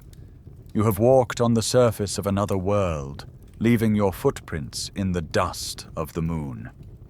You have developed vaccines that have eradicated ancient scourges like smallpox, and antibiotics that have turned once fatal infections into minor inconveniences. Life expectancy, which for millennia hovered around 30 or 40, has more than doubled in many parts of the world. You have achieved a level of material comfort, health, and technological power that would make you seem like a god to any human who has ever lived before you. And yet, this same power has brought you to the brink of self-annihilation. The same industrial capacity that builds skyscrapers and automobiles is used to wage the deadliest wars in history. The First and Second World Wars are not fought with swords and spears, but with machine guns, poison gas, and aerial bombing, killing tens of millions of people with brutal industrial efficiency. The same scientific genius that unlocks the secrets of the atom is used to build nuclear weapons, creating a world where your entire species can be wiped out in a matter of hours during the tense decades of the Cold War. Your survival is no longer a struggle against the saber-toothed cat. It is a struggle against the darkest parts of your own nature, amplified by technology. And even as you conquer old diseases, nature reminds you of its power. The mainstream historical fact of the 1918 Spanish flu pandemic, exacerbated by the global movements of troops during World War I, tears across the planet, killing more people than the war itself. It is a terrifying lesson in the age of global interconnectedness. Following these cataclysms, you unleash yet another revolution: the digital revolution. The invention of the computer and the internet creates a global, instantaneous nervous system. It connects billions of minds, giving you access to the vast sum of human knowledge on a device you can hold in your hand. This brings incredible opportunities for learning, for connection, for building new kinds of communities that transcend geography. A quirky tidbit from this new age is that the first ever spam email was sent in 1978 to just a few hundred users on the ARPANET, the precursor to the internet. A humble beginning for what would become a defining feature of modern life. But this new, hyper-connected, hyper-powered world presents a new and final set of survival challenges. These are the unintended consequences of all your previous successes. First, there is climate change. The fossil fuels that powered your industrial revolution, a callback to the steam engine that started it all, have been released into the atmosphere in such vast quantities that they are now destabilizing the entire planet's climate system. The scientific evidence is undeniable, most famously captured in the Keeling curve, the continuous record of rising atmospheric CO2 since 1958. The very engine of your progress now threatens the environmental stability that your agricultural societies depend on. Second, the threat of pandemics has evolved. In a world connected by air travel, where a person can be on the other side of the planet in a matter of hours, a new virus can trigger a global crisis with breathtaking speed, a dangerous echo of the plagues that once traveled the Silk Road. And third, you face a new crisis of information. The internet, a callback to the revolution of the printing press, has given everyone a platform.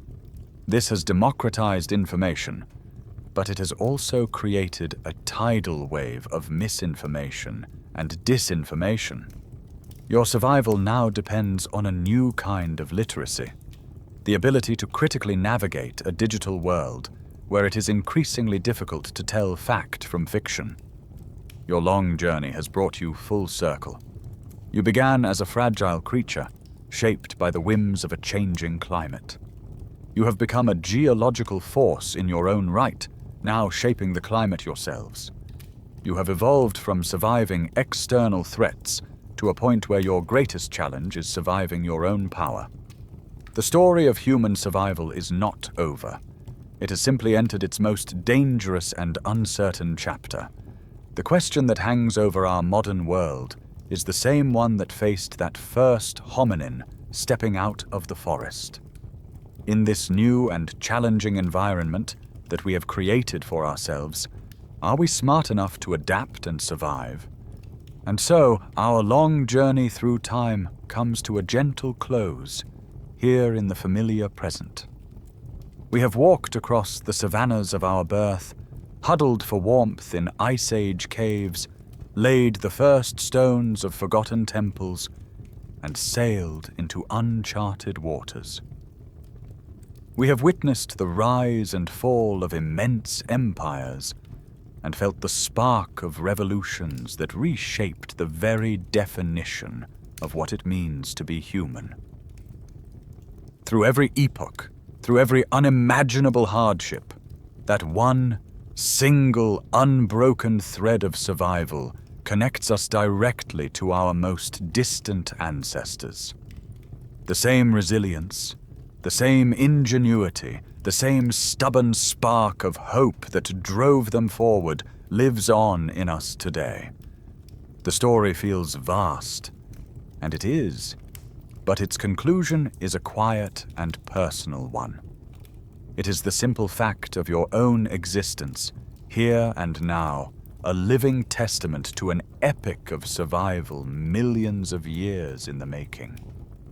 As you begin to drift off to sleep, let the echoes of this immense journey fade into a soft and distant murmur. Let the weight of history settle, not as a burden, but as a deep and solid foundation beneath you. All of those struggles, all of those triumphs, have led to this moment of peace, to the safety of your bed, to the quiet rhythm of your own breathing. And now, it is time to rest.